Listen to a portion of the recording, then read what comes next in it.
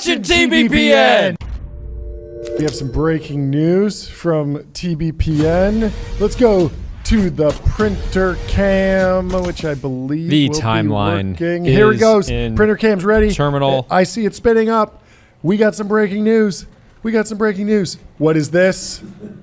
Traded. We got a trade deal. He's wanted. The timeline is in turmoil. Special segment starting now. I love this because it's Soham Parekh just became famous. It's funny because in the last few hours, not for the reasons that he would necessarily want to be famous. No. Is this a real picture of him? Do we know? Or is I this don't just a random know. picture? But this is from Var Epsilon. It says breaking: Meta, OpenAI, Anthropic, and Google have signed Soham Parekh as fractional chief AI officer. Obviously a joke, but he's been on the timeline all day because apparently he's been working at multiple YC companies, multiple companies at the same time. What's funny is that we were working on during the show we were working on a post. We couldn't decide how to frame the trade deal of Soham, and some fan just did it for us and nailed it and got 1,000 likes. Fully sent it. So Matt Parkhurst from Antimetal was actually Soham was their first engineering hire in 2022. Really smart and likable. Enjoyed working with him. We realized pretty quickly that he was working at multiple companies and we let him go. I can't imagine the amount of equity he's left on the table. Matt says hiring Soham is a new rite of passage. TBH, any great company should go through it.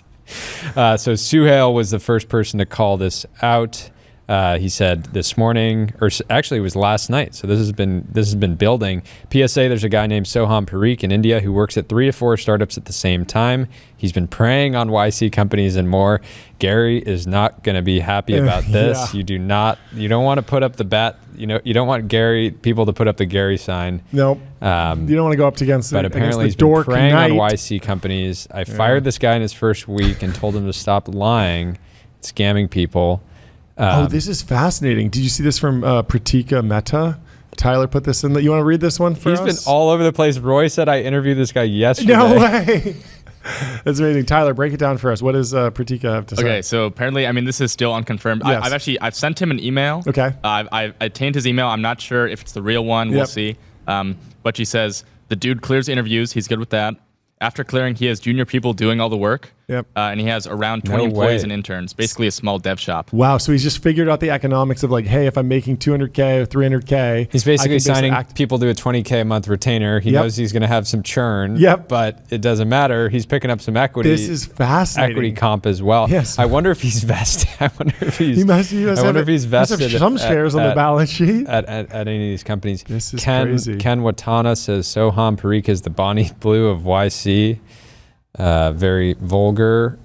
SAR says all recruiting must stop until we get Soham on TBPN to figure out what is going on. Open invite to Soham. We'll talk to him. Santiago says Soham on TBPN when. Growing Daniel says Microsoft just laid off 9,000 workers, all of them Soham Parekh. If your CEO I wonder if doesn't have a Soham Parekh email in their inbox, it's time to start polishing your resume because he hasn't reached out. It means he's not bullish on you. Austin Allred says, must suck being an unemployed software engineer and realizing that Soham Parekh has been hired 79 times in the past 4 years. And then Matthew Berman says, oh, you think AI is killing software jobs? Tell that to Soham Parekh. Signal says, not now, honey. There is a Soham gate happening on X. It is really funny. It's basically say I'm going to build a dev shop, but it's going to be my name, and I'm, he probably could have had a just very successful dev shop. Yeah, but there's a stigma around hiring dev shops. You want to hire founding engineers. Like, the title matters. And the idea of like, okay, we have a full-time employee. We got somebody who's delivering. They're a high performer. Our team is cracked. We don't have to outsource. The whole thing with Uber. Remember Uber's initial build out was all outsourced, and it was like a mark on the company. Obviously it didn't affect them. They went on a generational run. It was fantastic. But there's this idea of like, if you're building a startup, you need the founders need to be coding, the employees need to be coding, it needs to be handcrafted. You can't outsource. But True. He's proven us all wrong, I guess. True. So we're working on getting him live. We got another post here from Growing Daniel. Has he gotten back to you, Tyler, on email? It seems like he might not come on today, but maybe we can pitch him and try to get him on. Hasn't got back. I sent it 20 minutes ago. Okay. Yeah, no. I think he needs to come out have an and say X he's account, sorry. correct? He needs to come out and say he's sorry. Yeah. And he needs to say, and this is the right time to launch his dev shop. Yeah. Yeah. And it should be called the Dev Shop of Soham Parekh. Yes. Because, I mean, I don't know. Maybe he's delivering. But Growing, Daniel wonder, has a post here. Chief of Staff brings list of applicants. Really likes this one Indian guy. Asks if it's a rune or a Soham. She doesn't understand. Pull out illustrated diagram explaining the difference between runes and Soham. She laughs and says, "It's a good engineer, sir." It's a Soham. Oh, that's a wild pest. That's great. We believe he's here in the studio with us here. So welcome to the stream. Soham, good to meet you. How are you doing? There he is. Welcome the to man the himself. Show. Thanks so much for joining. Why don't you introduce yourself and just take a few minutes to just give us what's going on in your world. What's the last 24 hours been like? How would you describe yourself? What do you have to say to people? And then I'm sure let's we'll go back to the questions. very beginning. Who are you? Where do you come from? I mean, I'm originally from Mumbai. I kind of grew up, here all my life. Obviously, drove into computer science, coding and everything, kind of without a choice, kind of process of elimination. Fell in love with it. As you're aware, at this point, I'm like everyone's favorite founding engineer, pretty much, or worker 17, or whatever you might call it, like AI bot or Soham as a service. I don't know. But yeah, don't have much to my story essentially. I've just been always passionate about building. What was your first job? My first job was actually at a company called Allen. It was like a voice-assisted, conversational startup. Okay. This is back in 2020, 2021. 2020. And when did you come to the States? Because I know I was talking to Matt, and he said you would go to the anti-metal offsites, and you're very much a part of the team. So to be honest, I have family in the East Coast. The first time I ever visited US was in 2018, and then I was supposed to do grad school there. Different financial circumstances, couldn't do that. Had to kind of not go with that plan. But obviously, I have visited, America mostly for offsites and stuff, just to catch up with team members and things like that. Okay, so the main claim that was levied against you on X yesterday kind of started with Suhail over at Playground. He accused you of working at multiple jobs simultaneously. Is that true? It is true.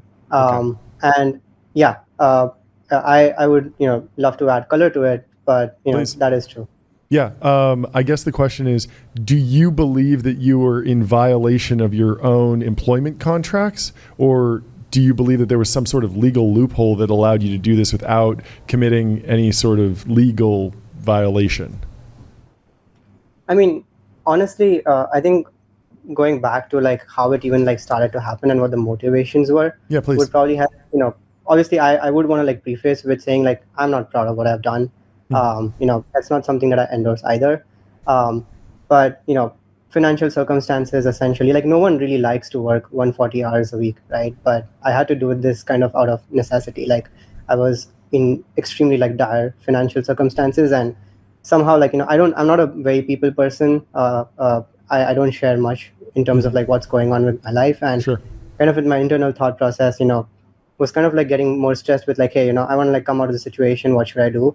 So it was not more so kind of out of greed, but essentially necessity, and just thought that if I work multiple places, I can basically help myself alleviate the situation I was in much faster. No, it's very economically rational. What about the conjecture that you had a team of junior developers underneath you helping you actually accomplish the tasks? Is there any truth to that? I wish I had the money, and I wish that was true, but that is not true. Really? Any of the founders that I've worked with can vouch with that. I have multiple locations pair programmed with people. Yeah. I've written every single inch of the code. Anti-Metal is one of the companies I worked at. Yeah. They have pretty high bar for design, as you might know. They did a launch recently. There were two occasions where just before the launch, the contractor who was going to do the front end for us essentially had bailed out, and we as a team had to figure out and do everything, which was a team of only 3 engineers, right? So how did it originally happen though? You started with one job in 2020, then you realized, hey, I could add another, and then you realized you could just continuously add them. Did you create any type of financial models to kind of model out potential churn as you would get, I'm curious if you were operating this, looking at it as basically a SaaS business, the SaaS of Soham. This was not a business to me. Every company that I've worked with, I've deeply cared about, and again, people who spend, a lot of time with me can back that on multiple occasions. And again, I did not have any financial model. Like I said, the only motivation for me was, hey, I'm in a financial jeopardy, and so I didn't do this until 2022. 2022 is actually when I was, running into issues. I had deferred my, grad school admit and, did an online degree, but basically, did not have enough, essentially just to get out of the situation I was in. Sure. Don't want to talk too much deeply about it, but no, that's fine. So, yeah, so that's talk about your own abilities. It seemed universal that the teams that you worked on said that you were extremely talented, that you interviewed incredibly well. It's easy for new CS grads to be frustrated because you were probably running laps around them in the interview process. But yeah, it's very impressive if you actually didn't have a junior team and you were just juggling. It seems. Estimates seem to put it at maybe five companies at once. Are you just hyper productive? Are you leveraging AI tools and coding assistants? Are you just able to move really quickly in a startup environment, or are you also talented at systems engineering and algorithms and solving really, really hard computational problems? So I'll preface with this. Some of these companies I worked at was before the Copilot boom, right? There were no AI assisted programming. At least 3 startups have went on the record saying this.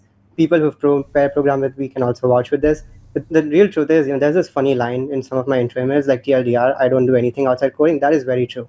And if you're spending hours, sitting in front of the computer, you will eventually at least I hope so, get good at it. There's obviously a lot for me to learn in general. I wouldn't say I'm I don't know what they call a platform engineer or something Sure. top principal or whatever. But I would like to believe that I was a decent enough, a good enough engineer to essentially be able to work at 3 places, because that's the only thing I did the entire day.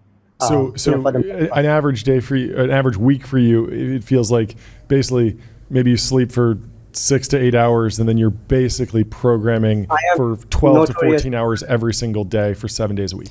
But as some of these new coding code gen tools came out, Claude Code, Cursor, Devin, etc., did you feel like you could add maybe a few more jobs? Were you getting more efficient, or do you still handcrafted code, farm to table, organic, handmade? I mean, obviously, having more AI assisted tooling definitely helped, but it did not amount to me working on more jobs, because. I would still love to spend, a justifiable hour, working on something, and it doesn't have a measure. It's not hey, I'm going to split time 4 hours for this company, 4 hours for that company. I was essentially working until I got something done for that day. And I think people around me will probably say this, that I am notoriously known for not sleeping. I am, I'm a serial non-sleeper at this point is what I would say.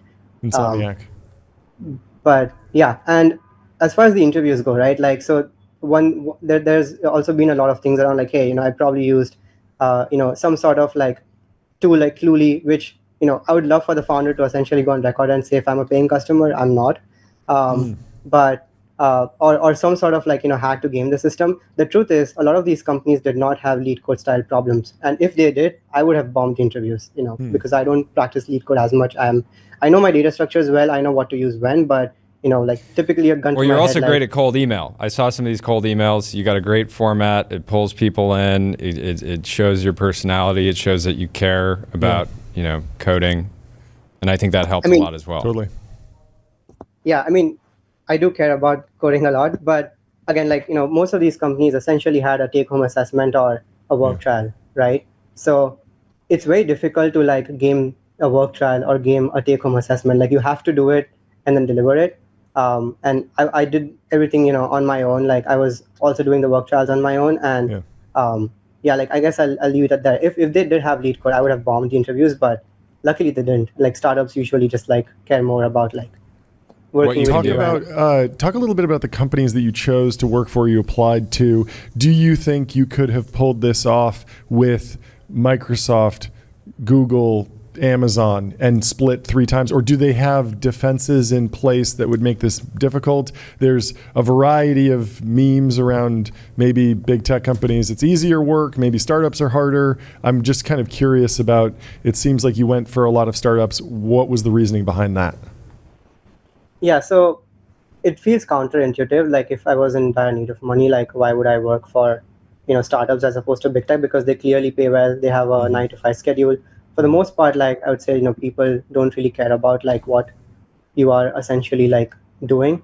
The thing with me is like if you're spending, multiple hours a week, like working on something, you would have to at least decently be passionate about it, because otherwise you'll just like burn out. Like I said, each of these companies that I work for, and again, founders, some of the founders who spend meaningful time with me can vouch, would say that I actually cared about these companies. So it wasn't like cold email without context. Like I deeply read into what a company was doing, what the business model was, who their customers were. I had great ideas about like, what to build for them, what not to build for them, what the platform is like. I did deliver like beyond engineering for a lot of these companies. And like it was more kind of like, hey, if I'm spending like 140 hours, like I want to do something that I actually care about. Like I don't want to like, do 9 to 5 and kind of like center a div in like 6 hours or something. That's just not me, because I do like what I do, and that's kind of cold email hack. Send the cold emails from the heart. Put some real thought into them. Talk to me about other alternatives that you maybe considered or maybe didn't. Did you ever think about going to a startup and saying like, hey, I'm doing a great job. I'm working 40 hours a week. I need to make more money. I'd like to take on a second job. Would that be amenable to you? Do you think that founders might be actually open to that? Or say, I'm working 18 hours a day. Can you pay me 3 times as much? Can you pay me?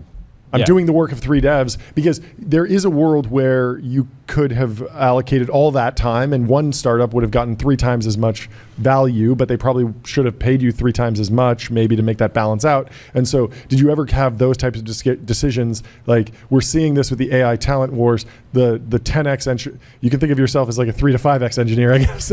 No offense, but the 100x engineers are getting 100 million. You could maybe be 10x if you really focus. Yeah, right? yeah. And so it's almost a question of like, why couldn't you get the money that you wanted from a single job? What was the stumbling block there?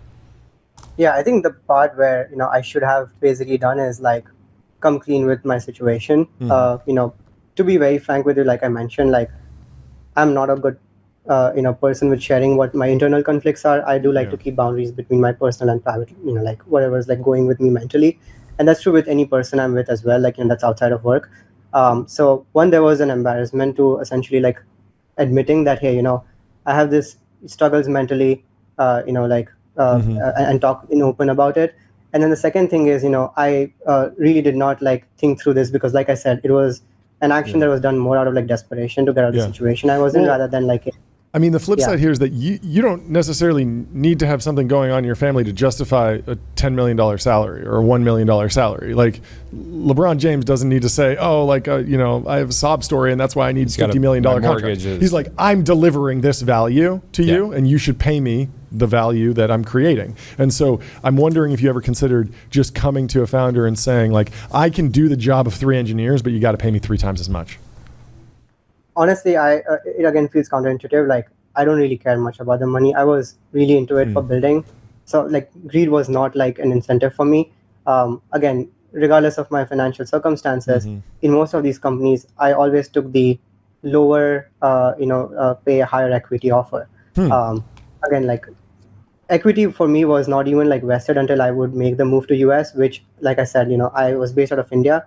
So I had to go through a whole visa process in order to make that happen. So I wouldn't even be getting equity as long as my immigration was uncertain, which it was. Yeah. So all of the decisions seem counterintuitive. Basically, for me, it's like, hey, I have to do something to kind of get out of the situation I'm in. I also want to spend time like building something meaningful. As long as I like the startup and as long as it's not like hand to mouth, it did not matter too much. So what are you going to do now? You have the intention of the entire tech ecosystem. And I appreciate how candid you've been with us. And I want to talk about Dev Shop specifically. Yeah, I mean, there's a few angles here. You could do the Dev Shop of Soham Parekh. I think you would be able to get a handful of clients immediately.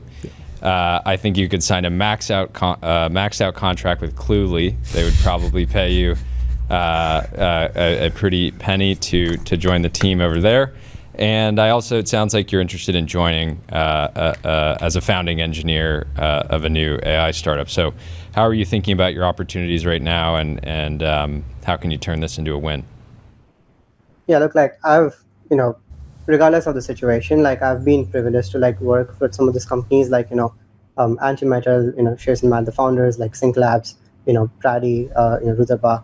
They're one of the most, crack places I've been at in general, partly because they had me, maybe not, I don't know, I guess stand with that. But I think the main thing is like, I am really excited about what I'm going to be a part of next. So, working with a company called Darwin, they are essentially like building a new like AI driven like data platform, like, video platform essentially for more kind of like, UGC style media. And we're going to release to the market very shortly. This is the only thing I'm going to focus on. I think, they've put a bet on me. I have a lot to prove. And there's a lot for me to say. So, yeah. How do you rebuild trust? How do you give them the confidence that this isn't just you're focused on it for a couple of weeks and then the second job creeps in and then the third job creeps in?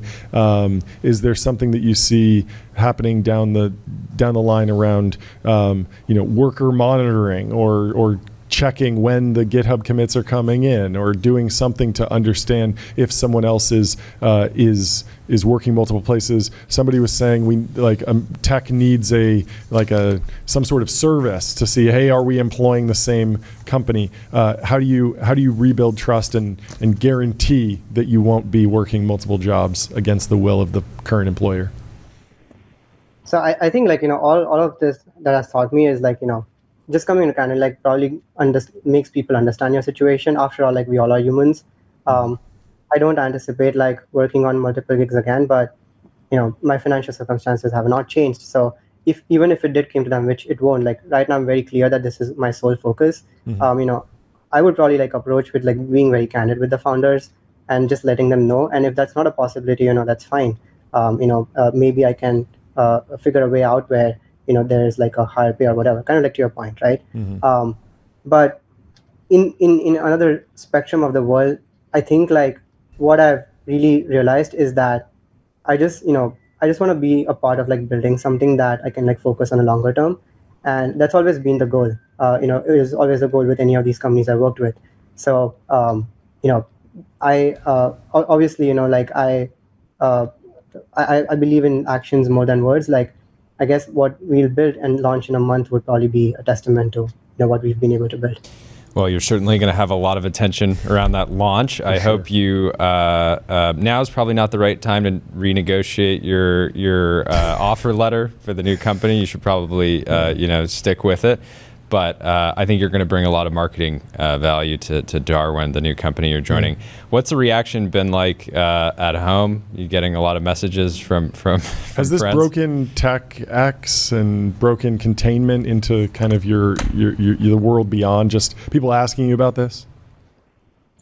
Yeah, I mean, obviously, reaction is natural. Like a ton of people have been asking about this. What's also funny is like, some of the memes, like I am very new to Twitter. I joined Twitter yesterday. So this was a lesson for me in social media in general. Like I am not a social media person. So it just like, I was like, very overwhelmed with it in general. Obviously, feeling shitty about it as well. Like I said, I'm not very proud of what I did. I think there was a way where I could have course corrected in a much different manner.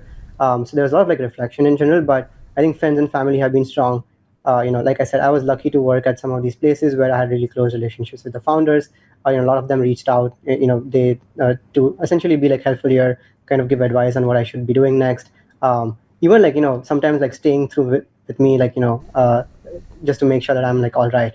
No, I think it says a lot that a number of the people that you work for that fired you because you were working multiple jobs still care about you. It shows that when you were working for them, at least it does seem like you really did care. Are there any startups that you've worked for in the past that you were working multiple jobs for that you haven't gotten a chance to apologize to yet that you plan to?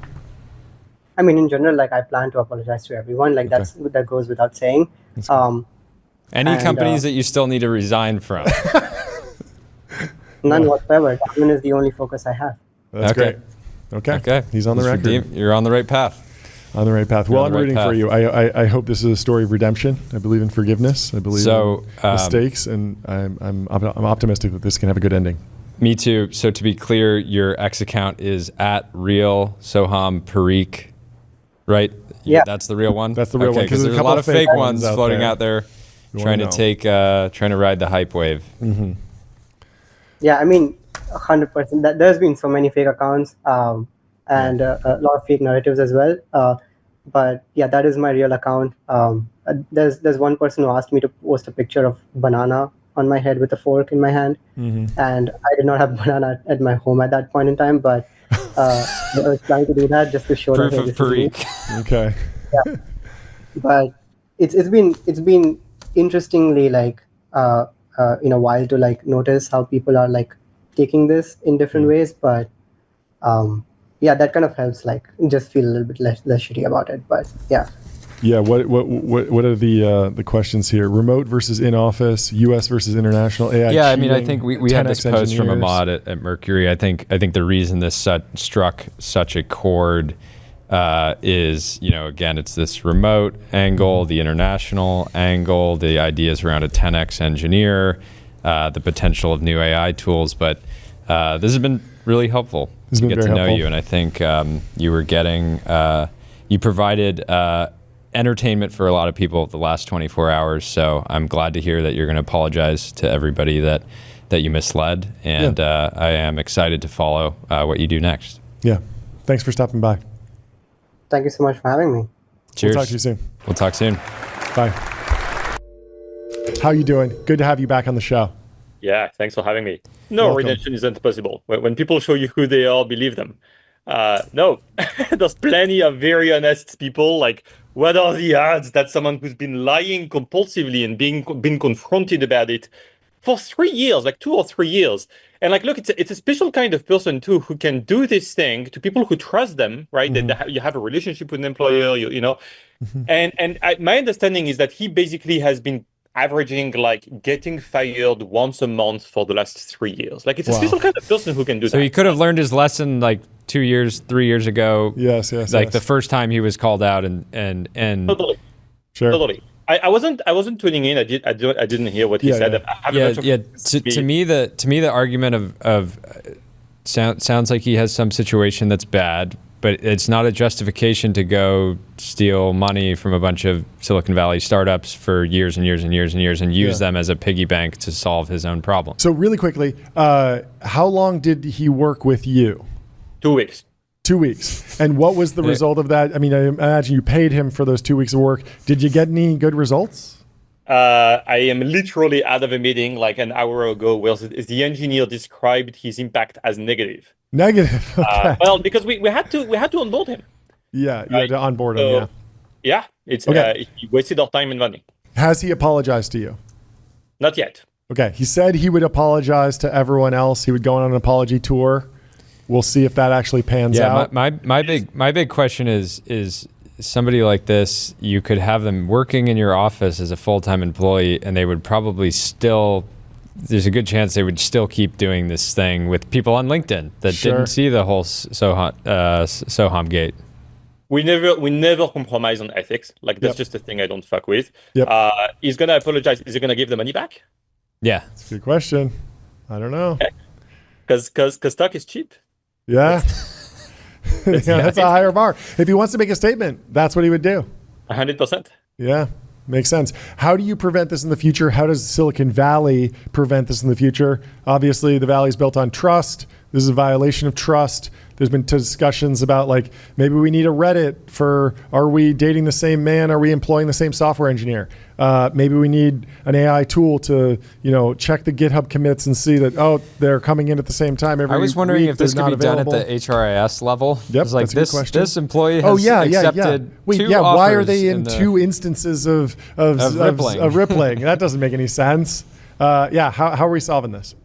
I don't want to over-rotate on it. I think a large part of what makes Silicon Valley tick is its culture of trust. There's this whole game theory around like hawks and doves, and it turns out there is no stable equilibrium. You're like in a constant state of shifting, because if everyone's a dove, then the returns of being a hawk are very high, and vice versa. If everyone's a hawk, then you can have these like cliques of doves that start emerging. So I'm really careful not to tip Silicon Valley towards this attractor state of like the hawk, and like a lot of industries end up in this state of like low trust, and I really don't want to do that. Like, look, you're gonna get screwed over every so often. We had a good laugh. The memes were amazing. Like, I hope your viral posts at least drove a bunch of new signups, and maybe he paid back a little bit by some customer acquisition. I completely agree. Like, yes, the handshake deal protocol is built on trust. Do some VCs violate it? Yes, every once in a while, a term sheet falls through. It's not the best thing that ever happens, but the alternative is so much overhead on everyone that it's probably worth taking the risk of, occasionally the handshake deal is going to fall through. You're going to get screwed over every so often, and it's not worth over pivoting on it and like looking over your shoulder your entire life. So it sounds like he's announced that he's taken a new role as a founding engineer at a single startup. He says he's not going to work at multiple companies. It seems like the jig, even if he is a pathological liar and continues to lie, like people like his SEO is terrible now. Like it will forever like be like very easy when you go to Google search for the person that you're hiring. He's like, that's a different Soham Parekh. There's a lot of people change his name, and it's going to be really complicated for him to get away with this longer. My question is like, if we were kind of saying like the Soham Parekh dev shop makes much more sense here. Does that make sense to you? Would like if he was saying, "Hey, I've been working at all these different startups. I'm starting a developer shop, and yes, you can hire me, but I'm a contractor." Dev shops. Why are dev shops bad for startups? Why would this not work for him? I actually think for him, the real move is to start a course on how to crack coding interviews, because he's really good and he's credible. He's actually credible, right? So he can actually make lemonade here. Like, he should do that, and he can make a lot of money. It's very high leverage. It was that and the cold email strategy. It was like he had a very dialed in cold email approach where he would be, he'd be like, say something nice and really clearly he researched the company. I use the product. I love building. The funny thing is, in his message, he said, I'm pissed. And I was like, about what? What? Why are you pissed? You're pissed you got busted? And he kind of gave himself away a little bit. He was saying like, I'm going to put, there's going to be a great reversal here. And he came on and was kind of just like, the mainstream narrative is basically correct about me, but maybe I'm sorry. The redemption of being like, I'm going to prove everyone wrong by working at one company. It's like, we don't give. We don't give. That's like the fourth place trophy. You worked at one company. Yeah, that's funny. I mean, look, he's not sorry. He just got cut. Like, that's it. It's really simple. And why do dev shops not work for startups? I mean, I'm a nerd when it comes to the theory of the film because of my experience at Uber and so forth. There's a book that's called Managerial Dilemmas that explains why dev shops don't work. It's fascinating. Yeah. But can you unpack it a little bit more? Because Uber is interesting because wasn't the very first version of Uber done by a dev shop, and wasn't that part of the early Uber lore that like the code base was written in Spanish, and so everyone at Uber had like the Spanish to English dictionary there, which is hilarious because I'm pretty sure Google Translate existed at the time, but they still had the dictionary for some reason. It's like amazing lore regardless of how real it is. Yeah, I think people add a little bit to it. This is the first time I hear about it. But like next time I hear about it, there's gonna be a guy with like a sombrero in the office. Exactly. Travis was in Tijuana pulling random devs off the street. They really amp it up. The apocryphalness of the story just needs to grow and grow and grow. It's a tall tale at this point. The reason why dev shops don't work is because there's like a complicated there's a complicated game theoretic argument which goes basically the reason why you employ people is because they know things you don't know. And so there is an information asymmetry which always makes it possible for someone to cheat, because they can basically bullshit. They're like, and you see it with engineering all the time. It's like, oh, this is so complicated. You thought it'd be a day, but actually it's going to be a month. And you have no clue. You have no way to verify. And this is inevitable. Like, the reason you hire them is because there is this information asymmetry gap, because otherwise might as well just do it yourself. And so basically, it is, in a way, it is always possible to cheat, which is why we are not fucking around and hiring people who do cheat, because there is no way you can always prevent them from cheating. If he doesn't cheat by doing this, he'll cheat by doing something else. So there is always a way to cheat. So you could say that to some extent, not cheating is irrational.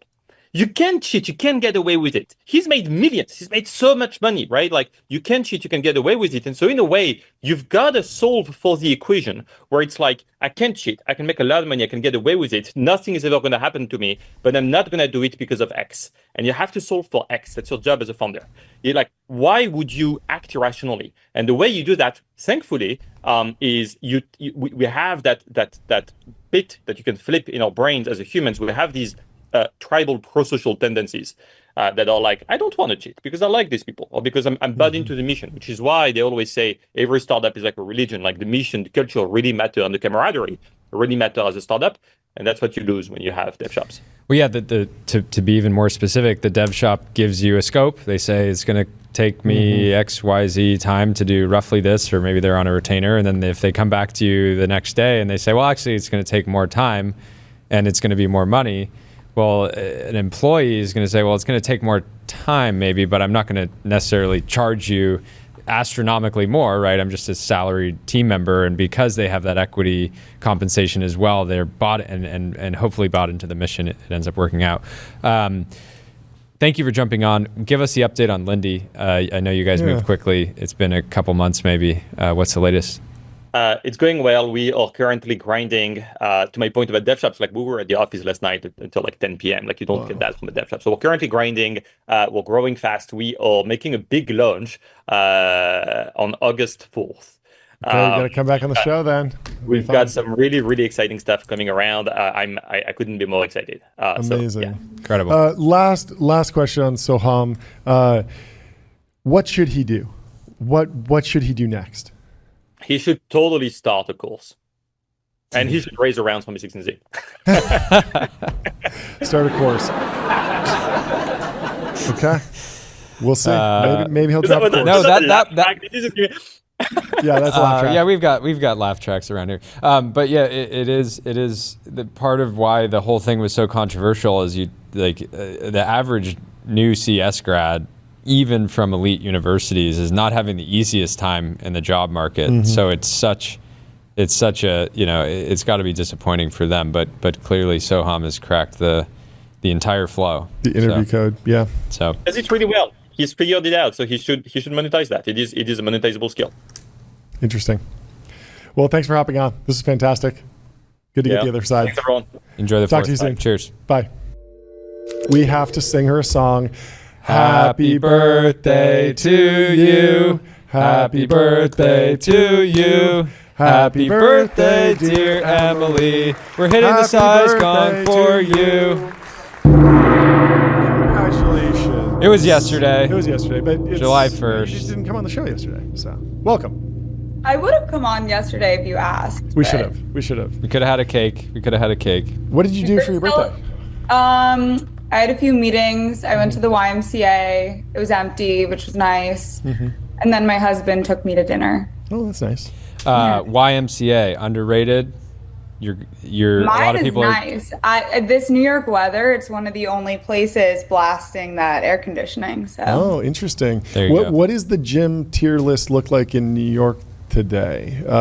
Equinox had a moment. Lifetime's making moves. Lifetime's making moves. I kind of do a high-low thing. I live in Park Slope, so the YMCA makes a lot of sense for me, but I'm also a member at a club called Casa Cipriani. With Very small members club. Yep. Yeah. That's fun. The high low. John's in favor of that too. We just started going to a new gym, but John is like actively wants to be kicked out so he can go back to Gold's Gym. Which I'm like, nice. no, we're not. We can't do this. Yeah. There aren't. There don't seem to be as many YMCA's on the West Coast. No, not that many. Lots of 24-hour fitness. Lots of Gold's gyms. I mean, Gold's Gym, it's the staple of Venice. It's where Arnold Schwarzenegger works out. You know, RFK's out there. It's a good crew. John thought Equinox was like a $75 a month gym while we were actively going there for a brief period. Yeah. And I just loved how out of touch you were. It felt like premium, you know, but not ultra premium. It's not the besties all in tequila level. Yeah, the location matters a lot. Yeah. What else is new in your world? Yeah, give us a Hamptons update. Yeah, people were I assume people were no talking, one's in the city right now. Well, I got out here this morning. I don't want to brag. I recently inherited a car from my late grandfather. It's a 2006 Camry. Okay, very nice. There you go. Congrats. Iconic era of really great vintage. Very reliable. Yeah, awesome. So I drove out here today. It's crowded. It's really crowded. I'm hoping that this sort of level of crowds is due to the holiday weekend, but it might be a mistake that I rented a house out here, but we'll see. What else is new since 2 weeks ago? So the Hamptons broadly, Yeah. people a month ago were saying that rentals were down massively year over year. Does it feel that way? Yeah, I don't know how much of that was because of weather or people's finances. I think some people were less motivated to like make the move on booking a house because we had really bad weather the past few months in New York. It was really rainy and gross. And it was sort of a late start to summer. But I'm sure people's financial situation. There was also a trade war that's still ongoing. And if your portfolio is down tremendously, you're not exactly saying, I'd love to spend, $100K for 2 weeks. Yeah. I had a friend who was dating a Wall Street, like hedge fund guy. And she was like, it's going so great. Like, it's amazing. And then like a couple weeks later, she's like, he's just like really weird. Like, I don't think it's going to work out. And I was like showing her the stock market chart and being like, so his emotions perfectly map to the 10% sell-off that we just saw. You're telling me that this guy, his entire personality is derived from the state of the market. The state of the market, and she was like, "Oh, this makes so much more sense now." Okay. Yeah, I'm sure there's a lot of women who went through similar situations as her. I'm sure the kangaroo market's not good for the dating scene. Is that crazy white party going on? That's a Hamptons thing. Is that a July 4th thing, or is that canceled? I thought Michael Rubin was like pulling back from that because it was like maybe too flashy. Is there an update there? Yeah, I will see. Is that supposed to be 4th of July? I think that's. She's like wearing. She's like white party. Like, what are you talking about? Yeah, I can't comment. Can't comment. No, not the Diddy one. No. Oh yeah. I think that might have been a factor in pulling back from that. But I always see like everyone's like spying the watches, spying like what cars people showed up in, all this stuff. Yeah, there's a lot of paparazzi. There's a lot of TikTokers. So you kind of see everything happening in real time. Interesting. Nobody can really like leave with another man's wife anymore. Like there's so much coverage of these events now. It really takes away the mystique. Yeah. Somebody might what's up with this place drugstore? You were covering it. Let's try. Oh yeah, this is awful. Bloomberg broke news yesterday that there's a new smoothie pop-up chain from like a Jay-Z invested celebrity chef. Okay. And he's these like very Instagrammable smoothies, which obviously Erewhon started, but now there's a lot of places that are kind of hopping on the bandwagon of treating like smoothies as a billboard. Like brands can collab with them, and then whoever's serving these smoothies is like making extra money from an advertising business, which is crazy. Like I think to get an Erewhon smoothie for your brand, it's like $200K for a a month or something. We have to do this. Yeah, we've been working on it. You say that's crazy. You guys don't have to do this. I think that's worth every penny for the TBPN Feed Me Erewhon smoothie. You're telling me that's not going to net out? You should do a drink at like the US Open or something. Like don't do the smoothie. Don't do the smoothie. It's played out? Yeah, it's probably played out. Okay. Didn't Erewhon have a collab with like Volkswagen or something, or some really funny like car company they did? Yeah, you're right. They did do a car comp. I think they also do like beauty brands, like sunscreen and stuff. Like it's not. Yeah, Chevrolet. They did a Chevrolet drink collab. And what the worst part is that I wouldn't have had a problem if they did the ZR1, like the really crazy Chevy sports car, but they did the 2025 Equinox EV. So you're what drinking. was in the smoothie? According to the manufacturer, the collaboration between it combines Chevy's commitment to emission-free vehicles and Erewhon's mission to promote sustainability as a merchant of organic foods and wellness products. The drink, called the Electric Juice, consists of chocho?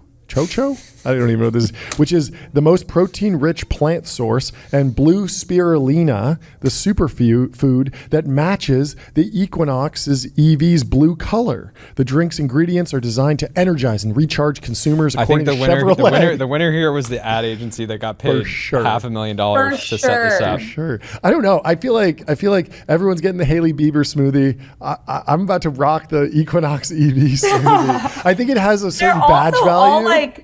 They're like 70 grams of sugar. It's like 4 Cokes. I'm long sugar though. 4 Cokes is a lot. That is a lot. But I'm going long. I'm going long sugar from here. I did an experiment. My wife was very afraid of. This is the worst experiment you ever. I continue. Yeah, but anyways, people are very afraid of sugar. To prove a point, I drank a soda every single day. I drank a Coke every single day for 6 months straight. I know that's not young and you work out every day and like there's like a million ways to offset that. It wouldn't be good. No, a lot of people think. I agree. It is overblown. People think like a single Coca-Cola is terrible. But of course, everything's in the dose is the poison with all of this stuff. Yeah, you drink a full gallon. What about so this week on our side, we've been covering the AI talent wars. How basically AI researchers are being comped almost like pro athletes, and sort of like, these sort of nine-figure massive offers. The reason I bring it up is because you obviously cover a lot of the media landscape, and we had Derek Thompson on, who left Atlantic. I imagine that he's already like run rating well beyond. I don't know what his metrics are, but I would imagine he's already on Substack. He's catching up to me. Oh, really? Yeah, it's a problem. Go subscribe to Feed Me right now and help win the race. But he's not winning the SEO but I was war curious if it feels like if legacy media companies, I won't call anyone out, want real attention, not just the sort of attention that comes from their logo to some degree and the prestige, but like actually quality content. At some point they'll have to like kind of reevaluate their comp structures. I think the Atlantic was like 300K was being reported as like the kind of range. And when you can go on Substack as a superstar writer and immediately be making somewhere in the 7-figure range, at some point or another, it just becomes really difficult. I see traditional media companies more likely to start doing like handshakes with Substack writers than starting to completely restructure how they're paying their staff. I don't see. So like syndication, basically. Syndication, or like, I mean, I've talked to so many editors from traditional magazines and papers who are like trying to figure out how they can work with Feed Me. Is it like a co-publishing thing? Is it like creating a podcast together? And it's been very interesting to experience firsthand, to like talk to these people, because I don't really need that. Like Derek doesn't need the Atlantic, because the people who are reading him for him, not the whole surrounding. Yeah, I mean, just product. to set the table for the folks who might be listening, when Emily comes on the show, we pay her $100,000 for her appearance. So just to kind of set the bar, and it ramps up over time. It obviously ramps up. But yes, I am interested in like the dynamic of like, you can still go and publish in traditional media. Is that just like freelance? What is the difference between? What do you mean, like when I write for GQ? Yeah, exactly. There's are you a columnist? Reason that I'm doing that besides that I adore my editor there, and I think that it's just like it's working like a different part of my brain. Like it's like a gift to get to be edited by GQ's editors. That's honestly. cool. Yeah. Do you? So are you a columnist over there, or are you a contributor? Like, what's the actual shape? Do you get assigned things? Like, I've had reporters reach out to me and be like, I was assigned a story on nicotine, so I need to talk to you as an expert or whatever. So with GQ specifically, my editor, Dan, when I wrote the Zinn story and when I wrote a story about members clubs last year, both were because I had written about both of those topics in my newsletter, and he was like, I think it would be interesting for you to expand upon this in like a larger feature in a print issue. And that's how that's happened. I don't really, but like, I'm at the point now where if I have an idea of a great story that I want to write, like it doesn't make sense for me to pitch it to the Times or to New York Magazine, because I can get it done faster on FeedMe. Sure. I can outsource an editor if I need that. I can outsource legal services if I need that. And it's better for me to be like breaking those sorts of stories, you know? Yeah. I just have like a good thing going with GQ. It's kind of fun. That's cool. I want to bounce an idea off you. There is this narrative that like when you go direct, when you're on Substack, like it has a different texture, a different vibe, different, maybe more objective, maybe more pro tech or pro, creator or pro whatever the topic is being covered. I think that it's less about the personalities or the views of the people, and maybe just more about the economics, that essentially when you're in legacy media, you basically have a salary cap, and when you're outside of it, you have no salary cap. And that actually defines the economic terms, shape the type of content more than anything else. Do you think that's reasonable? Do you disagree? How would you wrestle with that? Can you keep like expanding on that? Sure. I want it. So I think that there's something where if you're working at a particular outlet and there's some sort of like salary cap, it's like, imagine if there were two NBA teams playing it against each other and one had a salary cap of $300,000 per player and the other had no salary cap. Like, who would you expect to produce better basketball? Who would you expect to produce better content when you have one where a person can make 10 million or Joe Rogan can make 100 million? Like, you're just going to attract the absolute top, because that's where they're extremely ambitious. So, and they're extremely incentivized to just work extra hard, because if they work a little bit harder and they compound a little bit more and get that extra guest and write that extra piece, it doesn't mean, oh, here, you got a $5,000 Christmas bonus. It means Spotify signed you to a $100 million contract. Yeah. And it's the difference between like when LeBron James shows up at midnight to shoot more free throws, like that could be the difference between like a $50 million contract and a $100 million contract. So going that extra thing produces like better content. Yeah, it's really interesting to see so many traditional journalists, give Substack a shot and like they just plateau. Yes. But I'm an animal. Like when my eyes are open, I'm working. Like this letter goes out every day. I'm marketing it, I'm editing it, I'm pitching stories.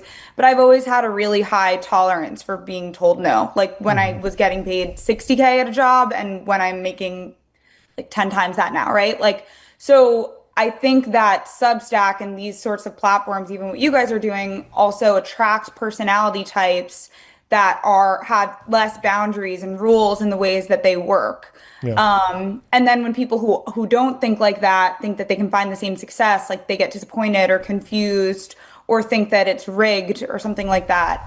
When really they're just getting outcompeted. I mean, going above and beyond for a job where the cap might be like, what did that New York Magazine story say about the Atlantic? $300K? That's what they were paying their journalists. Yeah. Like, okay, so like you're going to go as hard as you can to make $300K and get those benefits and whatever. But the other thing that I'll say, like, is you have to be willing to not have insurance. You have to be willing to, have months where you're not having like the support of a team. And it's just like a very specific type of personality. But I think you're totally onto something. Like, I think I'm playing a different game than my peers who are working in an office at a magazine or a newspaper. Yeah. Yeah. Also, the insurance thing is real, but it's also a problem that is very quickly overcome. And you can quit your job and say, I'm going to pay out of pocket for insurance for 2 years. And if this doesn't work out, then I'll get a rollback. I'm curious, you were commenting on Vogue partnering with Nutri-Grain bars, and I'm curious if you think as people are so used to influencer creator-led advertising, like if you were to partner with a brand and people are like, wait, like what? Like why did she partner? Like that makes no sense. Like that's clearly a cash grab. Yeah. That feels like it seems like legacy media brands could get away with that kind of thing for a long time, even though we're saying, you know, why is Nutri-Grain needs better marketing, because the first thing I think about when Nutri-Grain I think they can shut down. I always think about I think that Nature Valley meme where it's like effing crumbs everywhere. I don't know if you've seen that one. Yeah. But that's not Nutri-Grain. No. And so my biggest association like with Nutri-Grain Fig Newton. Yeah, they gotta work on that. Yeah, it's like is it a Fig Newton or is it the crumbs one? Like I just know it's not good, so they got to step it up. But yeah, the Vogue audience. I mean, what do you think that there was ever a pitch where it's like, okay, we're gonna go after the moms that read Vogue and get them to buy it for their kids, and so it's some sort of like bank shot strategy? For me, what stopped me in my tracks was it wasn't a banner ad in a newsletter. It wasn't like one of those. It wasn't like somebody writing about their wellness routine sponsored by Nutri-Grain.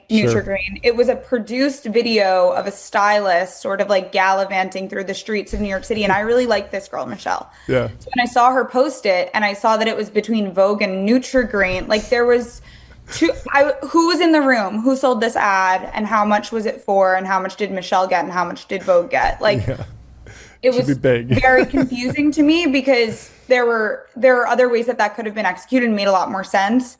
And they probably didn't think that somebody would screenshot it and start that conversation. But unfortunately, the conversation was started. Yes. Yeah. There's so many media reporters. If I didn't pick up on it, somebody else would have. But I think that Condé Nast overall right now is on life support. Like we had this conversation when Vanity Fair is looking for their next editor. Unfortunately, like it's happening immediately right after that with this new Vogue editor.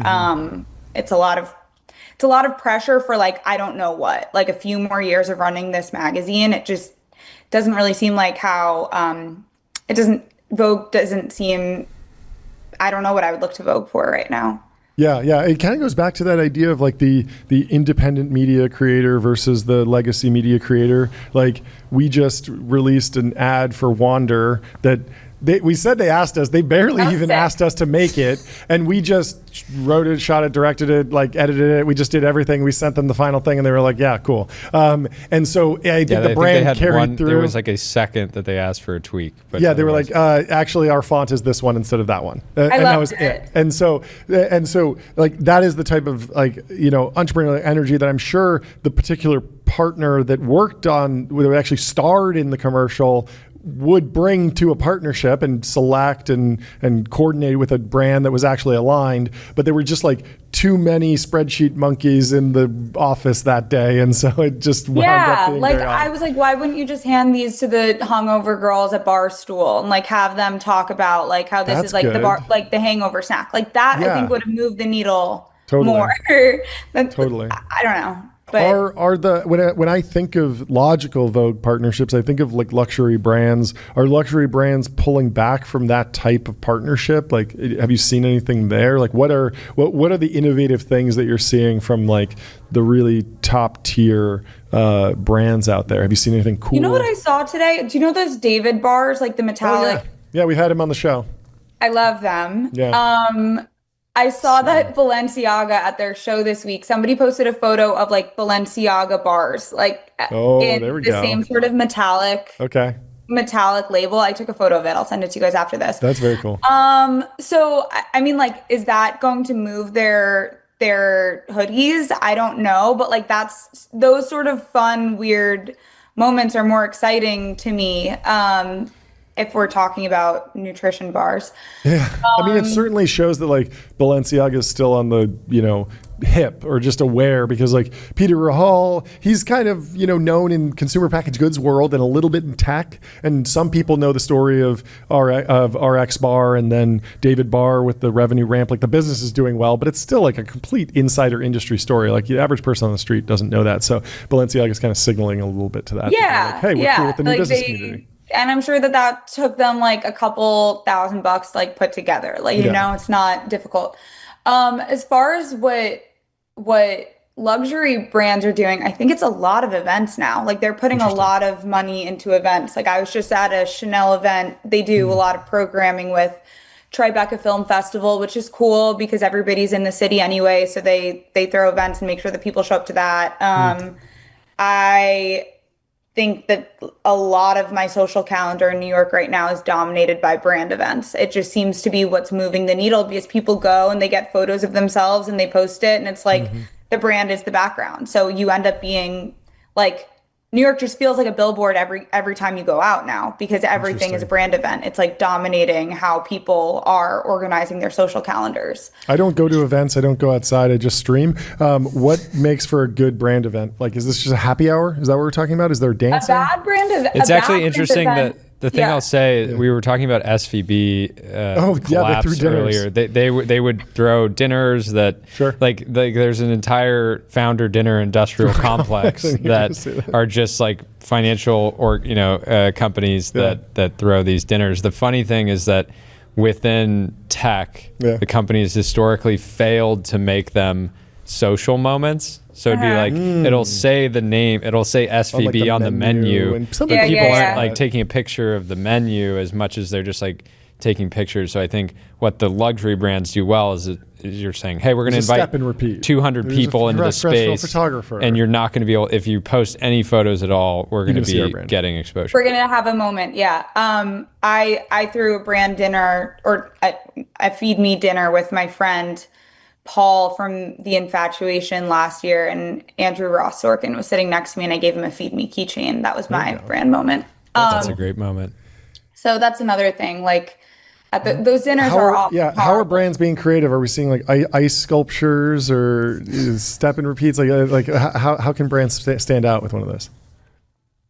Like the worst possible brand event is a DJ and free drinks. Like just people standing in front of like a 22-year-old DJ with like free drinks. And then more innovative things are like, I think when you give people an activity to do, like if you are doing like bowling or and making it like glamorous or like, now brands are if they're doing a collab with like an athletic brand, they'll take a bunch of women to like tennis courts or a golf club in Connecticut. And like, that's a photo op for everybody involved. So like these mini expeditions or like J. Crew last year took a bunch of people on a gorgeous sailboat in the Hudson River off of like the seaport. And it's basically like take your customers on a date. Right. like on an extravagant, give them adventurous an Instagram date. photo. Yeah, exactly. And then if you level up, then you're going to start talking about like brand trips. Like Hermes took people to Aspen last summer and I mean, a ton of VC firms do that all the time. It could come with us and we'll do a track day or movie night, or we'll go out to, some, beautiful place, some ranch, and like shoot shotguns and have dinners, and it's a whole weekend. Where's my call? I want to do that. They should get you on the calls. We'll introduce you some folks. Post-mortem on the Democratic primary, but just on the marketing, right? There was a lot of coverage of Zoran's basically film, vertical video making abilities that seems to have played a key role in the campaign. I'm curious. So are you talking to any like TikTokers or content creators that are like, I want to build a business around this for politicians? That would be interesting. Yeah, I had a friend who I used to work with at Condé Nast who worked in the White House for Biden. And I think that she helped out with Zoran's campaign. Like there are people who know, I think like you have to be excellent at that job if you're working for a political campaign, and especially in the White House, because the turnaround times are insane and the levels of approvals that they need to go through are crazy, as they should be. So I think there's like a mini network. I mean, there are a lot of people that worked in the White House under Biden who used to work at Instagram. Like they were recruited straight from Meta. So that's definitely a thing. But I think that organizing is a tremendous amount of work, and like part of that is digitally now. Like and Zoran did that really well. Yeah, it's interesting to think about how the presidential election felt like the podcast election, and then this primary felt like the short form election, in that sort of it makes sense, especially as you're trying to just appeal to younger and younger voters. Yeah. I mean, his team invited me to start covering his campaign back in February. Like I was at a party, I think in March for him, but he also went on like Throwing Fits and a few other podcasts, and he did like a Q&A with me for Feed Me. So his team knew where to activate. Where to go. That's good. We've been talking a ton about the AI talent wars. There's a lot of people in Silicon Valley making $100 million in signing bonuses. Silicon Valley notoriously bad at spending money. New York famously good at spending money. What are some recommendations that you can give to these PhD researchers that have $100 million burning a hole in their pocket? They want to get in the game. They want to step up their fashion, their cars, their houses. What would you recommend? It's funny that you go to fashion and cars, because I think there's a real a Louis Mangione situation on our hands here with this kind of job. So I feel like you need a security guard, like an awesome security guard. For sure. Yep. Plain clothes security guard, which means like those tight Lacoste polos, you know? Okay. Maybe they should be carrying too. Maybe they should, if you got you got to be everyday carry now if you're making $100 million. In California, it's gotten more lenient. Yep. Yeah, so I feel like you have to staff up in a position like this. Like you want a driver who's trustworthy and isn't going to like leak your information, a personal trainer who's trustworthy, a Feed Me subscription. Of course. There we go. And then I think it's like removing friction from areas of your life with like staffing up like that. Mm-hmm. I recently learned that this neighborhood in the Hamptons called Sagaponack is a microclimate, and I feel like that's a good place to invest your money. Wait, break that down a little bit more. It's just on an average day, it's nicer there. I think it's not necessarily nicer. I think it might be like wetter and more humid than other areas. Like I am in a different neighborhood than that. And if you were there right now, it would feel different than here, even though it's not that far away. Yeah, like you can be like, Long Island as a whole is hot today, but Sagaponack could have a different weather report because it's this micro subclimate. Because of the dunes and the tides and the trees. And there's different parts of LA that have the same kind of dynamic as well. Yeah, I mean, isn't San Francisco like that too? Yes, famously. That's why in the summer it'll still be foggy and stuff. But then it's really warm later in the year. And so, right. So I feel like investing in a microclimate is a good way to spend your money. That just sounds wise. Yeah, they're not making any more of them. And then I think that you need to use your money to start taking some experts to dinner, because you can't just start buying watches and clothes. There's a really high chance that you'll miss and go for like trendy items. So I would try to hang out with do you guys know the watch dealer Mike Nuvo? Like somebody like him, or take him out to dinner and talk to him and get some advice. I bought a watch from him last year, and he seems like he knows his stuff. What'd you pick up? I got my husband a nice watch. Okay. Let's go. Let's hear it for the husband. Congratulations. Yeah. 2 size gongs, 1 interview. That's how you know it's a good one. A birthday and a gift. Fantastic. And maybe like befriend Chris Black or like another stylish guy and get him to consult on the closet. Can you get us Chris Black on the show? Because the only podcast merch I've ever bought was their merch that they released, where it was a cease and desist from the New York Times, because they like copied the cover art and they just made a shirt, sold it. That's great. It was a work of art. Chris would definitely come on. I'll connect you guys. That'd be awesome. Yeah, I think that the biggest mistake that people who come into a lot of money quickly make is just doing that automatic Apple Pay on while they're shopping, and then you end up with stuff that doesn't fit you or looks horrible or something. Yeah, so stylists, tech. Stylists, or just like paid friends. Friends. Like take people out to dinner, host parties, like keep them around, Do you think it's good to surround yourself with yes men? So if you surround yourself with yes men, then whatever ideas you have, all your yes men will just tell you, yes, that's the best idea ever. A lot of people say, don't do it, but maybe it sounds I would good. not do that. Everyone around me has been saying that it's a good idea.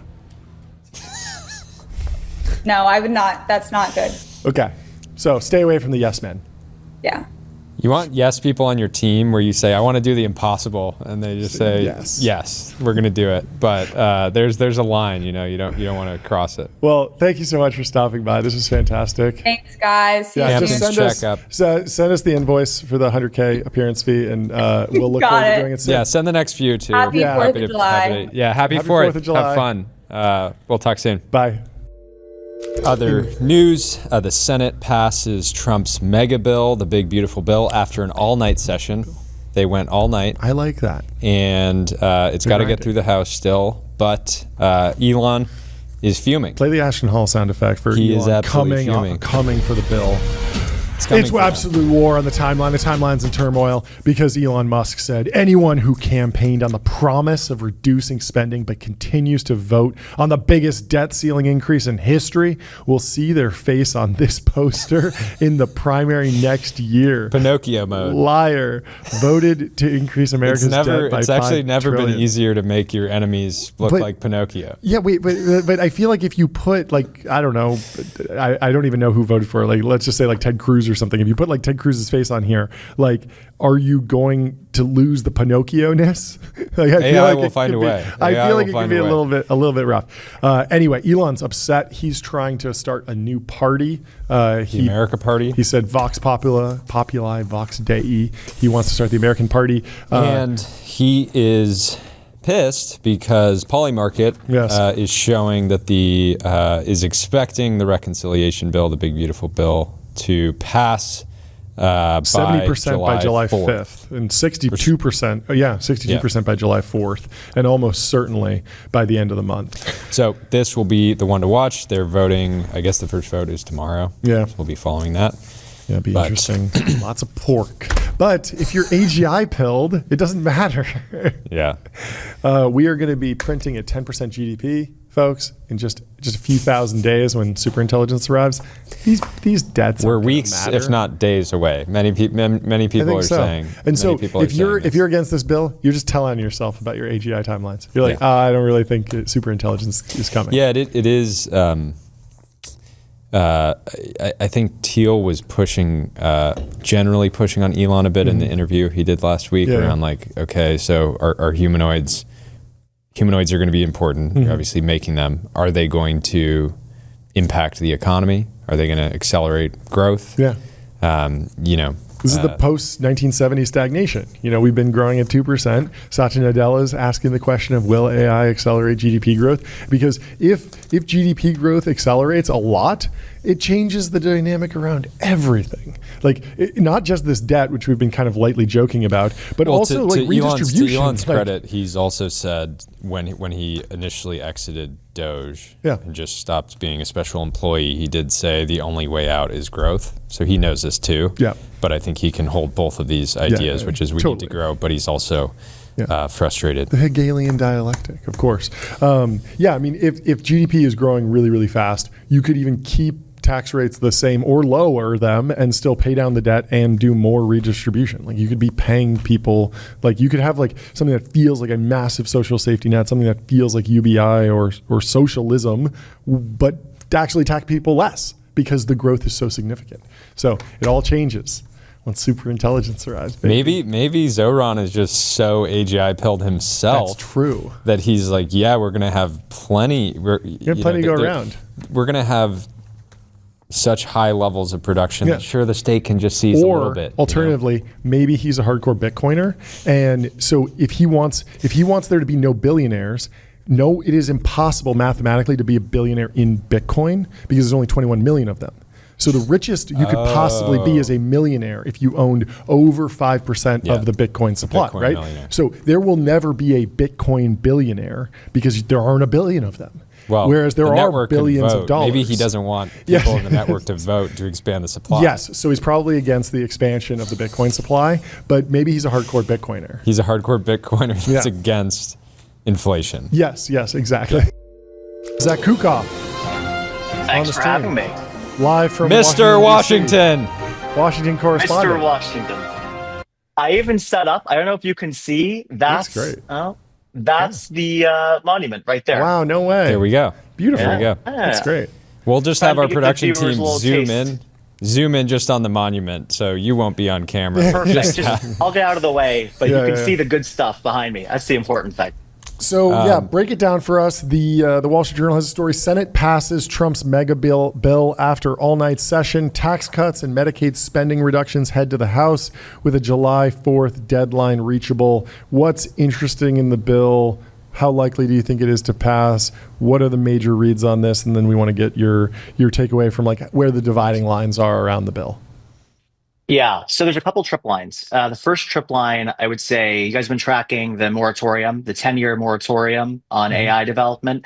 This was on AI regulation. This was the first it was in. Ted Cruz put it in.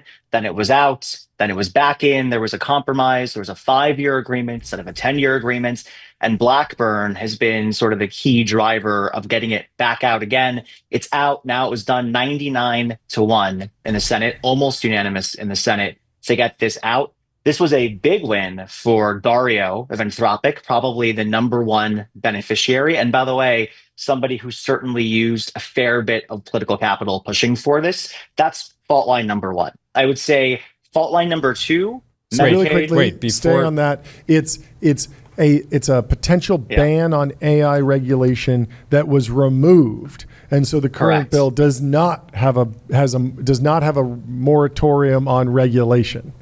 So it's kind of a double negative. There is no moratorium on federal regulation. That's right. So you can have California, states, whatever, who want to. Marsha Blackburn, her home state, Tennessee, passed last year something called the Elvis Act, which was cutely named, but basically said, look, if you are building like an AI audio business, you cannot use any likeness of a real performer's sound. So if you want to have John singing the blues or Jory singing the blues, I cannot do that without a prior deal. That's because in Tennessee, Nashville is a dominant industry. The music industry is a dominant industry.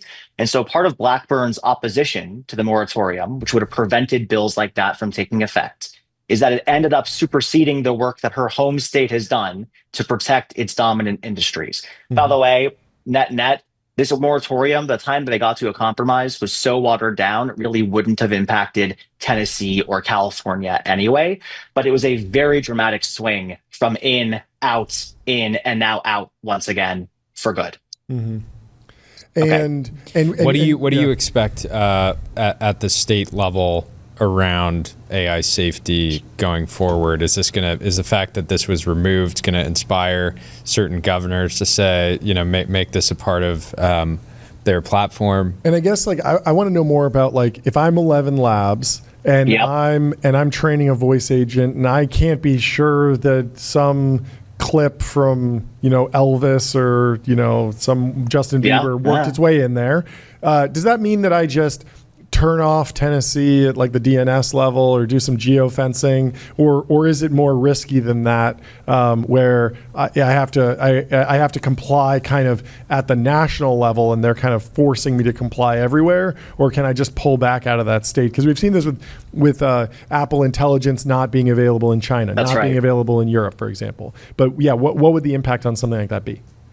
Well, think about states in two categories, right? There are some states that are so large. And by the way, the analog that I would think about here is what happens in the textbook market. So if you're a textbook publisher and you want to write some textbook about biology or whatever, if the largest states in the country, this is category one, pass a law mandating something needs to be in a textbook, suddenly you're going to comply nationally because they are so large, they warp the market. Exactly. You have to.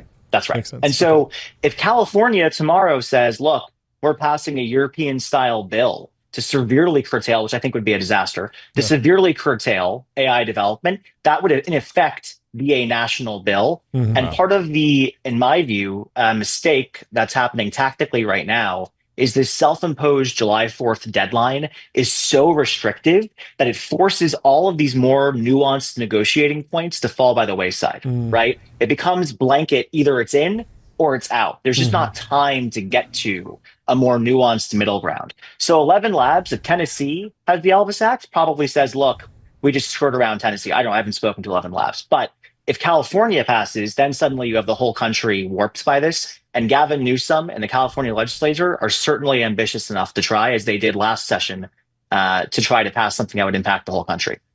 Yeah, wasn't wasn't there news out of California this week or last week around some of this stuff? Yeah. There was a huge fight, which had an unlikely set of bedfellows where you saw Andreessen and others leading the anti-legislative, anti-regulatory brigade against some other folks who are much more pro-curtailing.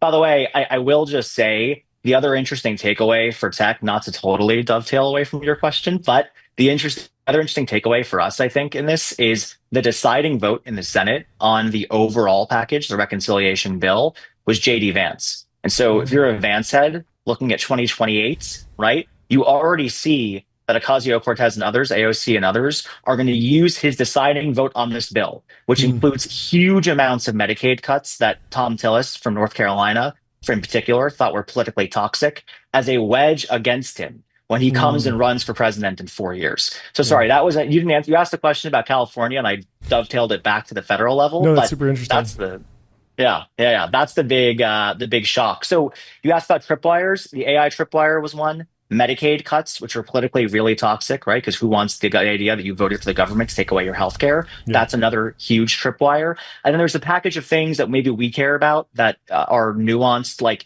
for example, IRA tax incentives for clean energy, right? Or new taxes on wind and solar from China. These are all things that might enrage the very conservative Republican faction in the House, which now has to still pass the bill and now complicates the negotiating posture because the Senate watered down. The Senate preserved the IRA tax incentives and watered down some of the tax cuts, got rid of some of the tax cuts on Chinese imports, which means basically you have a bill that's actually financially harder to pass because it's less balanced. And at the same time, you've now alienated a huge faction of the GOP, the super conservative GOP side of the party, who still have to vote for the bill to happen. So it's up in the air if it passes or not. Can you tell me about the EV tax credits? I know Americans are struggling more than ever to buy naturally aspirated V12s. I'm hoping that there's some move there to subsidize things like the Ferrari 12 Cilindri, the Dolce Trillindi. It's a multi-$100,000 car. Even if we can't subsidize that, maybe we can just take away the subsidies from electric cars to tilt the playing field in favor of the larger engines, the supercharged V8s, the twin turbos, the G63s, these types of cars that Americans, deserve to be driving. So, what's the news on the EV credit front? I agree with you that the backbone of the American economy is the Ferrari, right? Yes. It's impossible to me to imagine a world. Thank you for the laugh track. I appreciate that. Where a blue-collar factory worker cannot own a sports car is beyond me. Yes. This bill doesn't address that. I wish it did. It'd be great if it did. It's not going to solve that huge unsolved problem. Yeah. What it will do, by the way, is continue to drive a wedge between Elon and Trump, right? Okay. Then you saw Elon take to Twitter. I imagine you guys probably mentioned it earlier. You saw Elon take to Twitter and start to really crusade against people voting for this. That is in part because at least the House version of the bill was much worse on a lot of the subsidies for electric vehicles than the Senate version. The big challenge is going to be going into now the conference committee. It's going to be how do they reconcile these two challenges so that they can hopefully tilt the market back in favor, of course, of Ferraris and supercars nonetheless, while also not alienating one of the two power centers of the GOP, at least today, in Elon, who could easily primary somebody who votes against. Yeah, that makes a lot of sense. What about how are the Democrats feeling about EVs these days? Because I used to feel like it was a Democratic cause to be pro EV incentive. Let's save the environment. Yeah. Let's get people out of the gas cars. I'm joking about the V12s, obviously, but now it's become maybe let's punish Elon. But is this a cut your nose to spite your face situation for the Democrats? I think it's a rough spot. I mean, you guys remember when Elon wasn't invited to the big EV summit under the Biden administration, right? Yeah. That's part of what kicked off his political awakening. Totally. Is he doesn't use unionized labor. And so he was excluded from this EV summit. There's been a huge polarization, a negative polarization against EVs among not only Dems in office, but the Democratic base too, which is, to all the points you brought up, quite ironic. You're not going to find many Dems willing to cross the aisle in support of electric vehicles to save this bill. This is a bill that will live or die by Republican whip count and Republican unity. If the whip count isn't there, it's going to be really hard to get it done before July 4th. What about Elon's America Party? You think that's real or just exciting? Those are my only two options, real or exciting. There's There's no door number 3. Yeah, I mean, it's obvious. Like we were talking earlier, third parties haven't historically done well. Well, he has the America country. PAC, so when you say That's right. Elon could primary someone, he could potentially primary a Republican on the Republican That's ticket right. with the American PAC, and he could almost like be kind of like a head fake, like, oh, this is part of the America Party, but it's not really a third party. Is that more what we're thinking here? How this plays out? Maybe one historical analog. It's not perfect, but think about like a Theodore Roosevelt, like a Teddy Roosevelt with the Bull Moose Party, right? You think about it's a faction within a larger established party, to your point, that can serve as an engine to primary people who are in disagreement. Like the Tea Party. Exactly. Like the Tea Party, or frankly, what's happening now. Look at Zoran in MAGA. New York. MAGA is also like a wing of the Republican Party. That's right. Yep. MAGA, the Tea Party, and now on the left, the polarization from the Zoran and Democratic Socialist world. Yep. All of these folks are new factions in a way that, by the way, we haven't seen before. The same way that 50 years ago, you basically watched MASH on television. And that was your only option. And now I tune into TBPN while I play Subway Surfers and have 30 other things hitting me at the same time. This is the political version of that, right? Where you say, okay, it used to be my options were a platform that I accepted wholesale on the Republican side or the Dem side. Now I can be a MAGA guy, I can be a tech right guy, I can be a populist guy, and I'm a new right guy. And on the left, I can be a Democratic Socialist, I can be an abundance bro. I have an infinite menu of things. The America Party is more likely, if it sticks, one more menu on the side of the right. Sure. That makes sense. That makes a lot of sense. What do you expect out of the next 24 hours? So tomorrow morning at 9, House Rules Committee votes. That's going to be a key vote to see how this thing does. What I would say is if this gets done by July 4th, the thing that you're going to have to look to is that 9 a.m. Eastern vote to see how much unity is there in the Republican Party. They can barely lose any votes if this thing goes through the House in its current form. But I think it's unlikely that it's going to happen immediately. It'll happen. This will get passed. But on their timeline, I don't know. In the next 24 hours, if you see more senators like Murkowski from Alaska who are saying things like the bill is flawed, please send it back to the Senate so we can work on it again, that's a key indicator this thing may not have the legs it needs the next couple days. Yeah, we heard about, everyone's saying like it's the biggest bill. There's all this pork. Like, Are there any like green shoots where there's some random startup out there that's just super excited because maybe it's not a headline grabbing, $10 billion thing, but it's like, that's $100 million that I can go after in energy or in defense or in shipbuilding or anything. Have you seen any of these, like, they're called riders, right? Yeah, it's a good question. Biden was famous for stacking a lot of these. Like the Inflation Reduction Act had a million ways you could go participate. This one's got fewer. I'll say one funny piece of pork and I'll say one actual opportunity. The real opportunity I would say is for fintech folks who are looking at the Trump accounts, right? Which is negative, giving huge amounts of new Americans who are underbanked or not banked before access to capital for the first time. If I'm Robinhood, I am loving. That's a big change for me. Funniest piece of pork in the bill, Murkowski, who was the key holdout in the Senate from Alaska, got a tax exemption for native Alaskan whalers. She said basically native Alaskan whalers need to be, that was honestly big delivery for her constituency of people who kill whales in Alaska, Let's give it up. I suppose.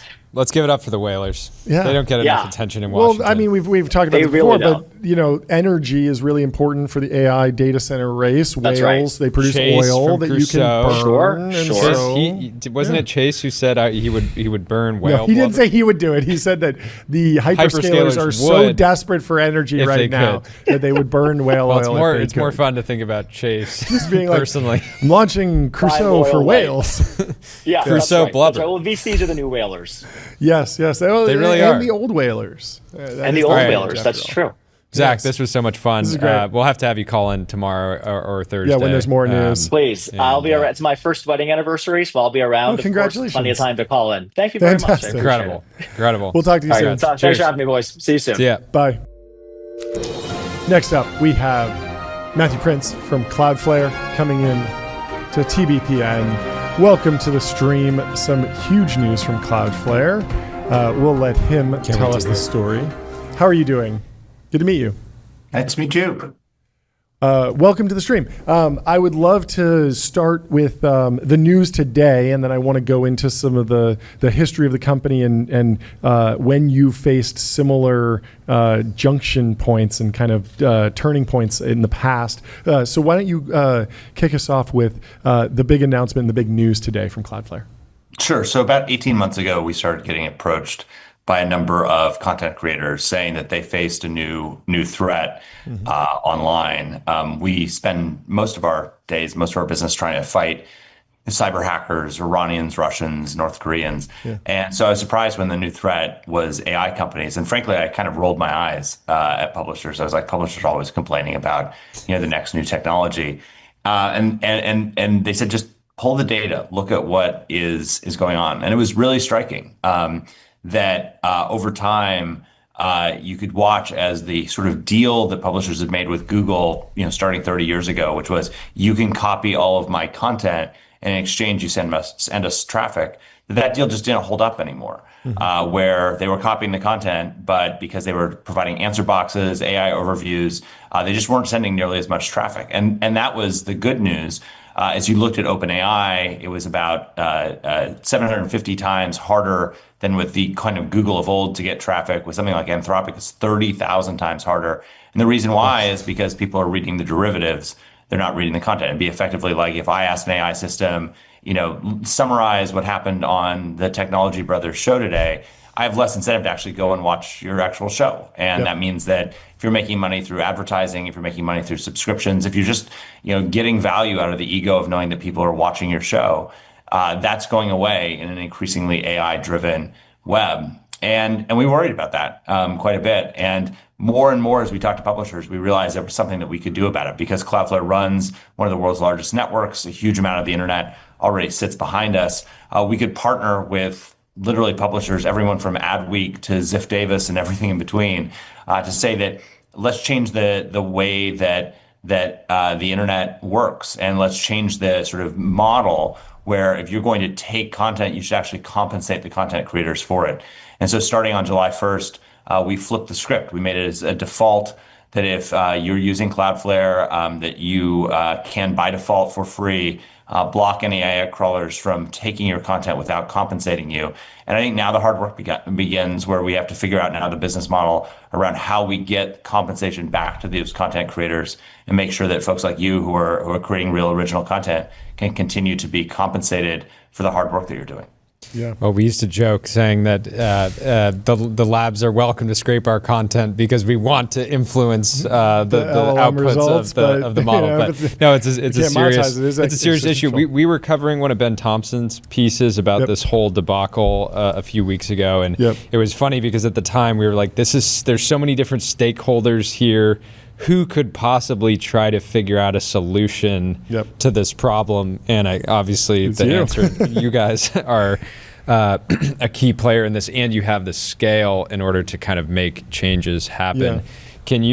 Yeah. Can you, I guess, like break down more kind of like the kind of the market structure between and how you see this actually working out, what and who deals have been done over the past year? Because I know didn't News Corp do a bespoke deal with OpenAI for that exact thing? It sounds like you are more equipped to kind of handle like the longer tail, but also some of the bigger publishers. So talk to me about kind of the state of the art of what those deals look like when they're one-to-one, and then what things might look like going forward.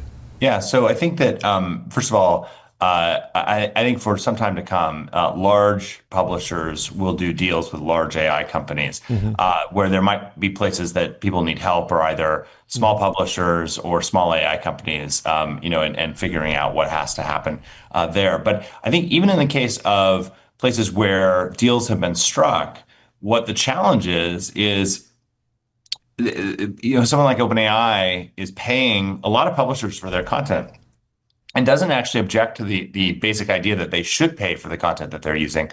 But they do object to the fact that they're paying where all of their competitors are getting content for free. Sure. Any market that exists has to have scarcity. And the problem, the reason why there hasn't been a market in this space is that there isn't scarcity. And so what changed yesterday is scarcity was introduced really for the first time. And I think the closest analogy is if you think back to, before iTunes launched, we were all downloading music on Napster and, all the free pirate services. That's effectively how the AI companies are taking data from any content creators today. And what you need is an iTunes. You need someone to come in and say, okay, let's provide a way where people can pay for that content and they can go back. Now that's evolved over time. I think our first version of the marketplace will probably be relatively naive and we'll figure it out. No one's paying 99 cents for songs anymore.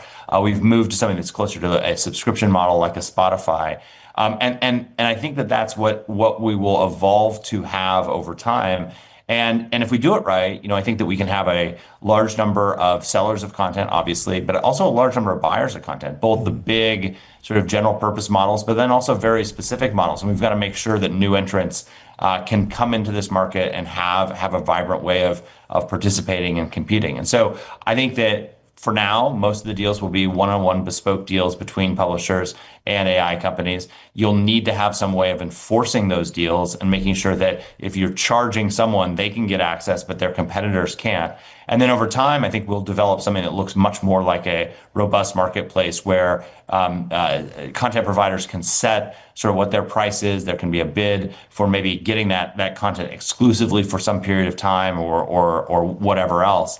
And that's going to develop over the coming months. Is that the correct model to think that the content producer would set the price? I mean, that's certainly what happens on Substack, and the New York Times and the Wall Street Journal set their price. But I've always thought that this might evolve a little bit more like YouTube or like Spotify, where there is a pool of dollars that are going into ChatGPT subscriptions. I personally pay $200 a month, and occasionally I fire off queries that probably land on the Wall Street Journal or the Financial Times, and I would be happy for them to send 10 cents or $1 or split off 50% of what I'm paying. So you have $100 to kind of parcel out in the pool, and then you see how much inference pulled what data from what sources, and kind of have it all be driven by the same volume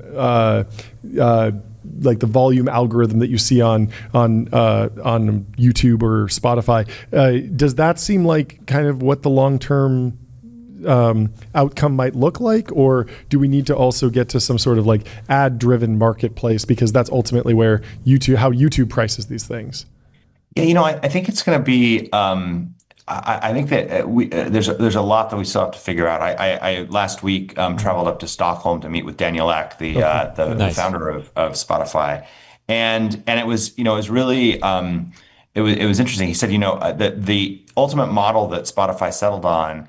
And I think I don't want to put words in his mouth, but it was basically like it was sort of the most naive of all of the different options that he had come up with, and it works as it is a pool of funds, and then they divide it up based on basically how many minutes of content you consume, and there are different rates for music versus podcasts versus audiobooks, and it was fascinating to see. So you could imagine a version where Cloudflare effectively negotiates on behalf of all of the content that sits behind us with the big AI companies. People can opt in or opt out of being a part of that pool. The more content that's part of that, the more valuable it is to the AI companies. And then we would look at how we could split that up across how much crawling is actually done across that. I think one of the real keys will be how can we give hints to the AI companies on what is the content which is the most valuable to them. So for instance, if Taylor Swift releases a brand new song and maybe does an interview about it, that's incredibly valuable content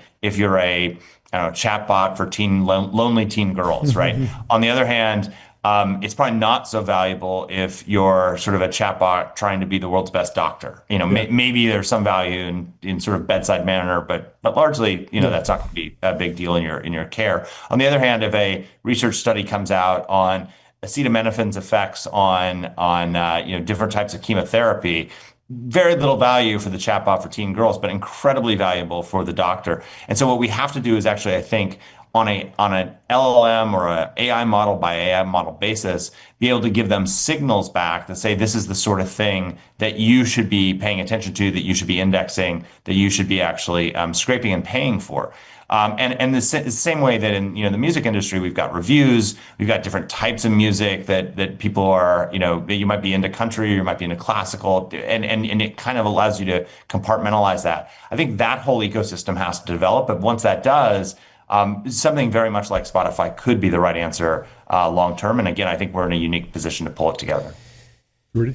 Talk briefly about stablecoins. I remember in this Ben Thompson piece, people have been suggesting this idea that stablecoins could be some part of the solution or a backbone for a new business model for the internet. At the same time, while I'm bullish on stablecoins, someone like a Cloudflare can set up the infrastructure to just use traditional financial rails to process payments. So I'm guessing that it's not part of what you're... This was Ben's reaction to the original sin of the internet was advertising, and this idea that Mark Andreessen, when he built the browser, didn't build in payments because it was this multi-party discussion to figure out how to actually integrate payments into HTTP. Didn't happen. The first MCP spec, that's the model context protocol spec for AI agents to interact with each other, doesn't include payments, but he was kind of saying that it might be on the horizon, but would love your take. Yeah, I think the answer doesn't have to be 100% one or the other. And so I would guess that there are going to be very traditional financial rails that will be ways to pay people out. But there will also likely be something that is blockchain based or stablecoin based. And again, I think we're looking at all of the different providers that are in this space, including potentially creating our own stablecoin that would be part of how these transactions take place. And I think you're exactly right that there's a natural extension from what we're doing here to how we figure out around what the payment rails look like for MCPs. Because as your agent is going around interacting with things, that's also going to be something that is either charged for, or that you actually get paid to do. And there's got to be a way for those transactions to take place. And to the extent that you can reduce the transaction costs for those transactions as far as possible, then that's a pretty interesting way of being able to process very high volume, low dollar amount transactions. So I think that's right. My only one quibble is that I think that the original sin of the internet is not that it didn't include payments; it's that that there was no privacy built into it, and your IP address reveals far too much about you and who you are. We don't even have to get to cookies, but that's another story. No, we totally can. What about we've talked about content creators, publishers. What about the apps of the world, the Ubers, the Instacarts that actually have really meaningful advertiser businesses built on top of them? Do you expect there to be any type of this functionality rolled out to them over time, or is that something you think they're thinking about quite a bit? Because if I can go into ChatGPT and that's my default daily assistant, let's say in a few years from now, and I'm like, hey, order me groceries and order me this Uber, I'm not in the app seeing ads potentially, being upsold, and that could be a problem for those types of companies. Yeah, totally. And I think that, robots don't click on ads, and so the sort of model that part of the revenue stream to support these services has to come from somewhere. And if today Uber is able to monetize the time where I'm waiting for a car to come by showing me an advertisement, that means that they can effectively charge me less for the ride. And so it may be that if that ride is booked through an agent instead, and they don't get that advertising experience, and again, I don't know enough about Uber's business model to know how important that is to them. But if they don't get that, then maybe it is that there's some sort of premium that an agent booked ride receives versus a human booked ride.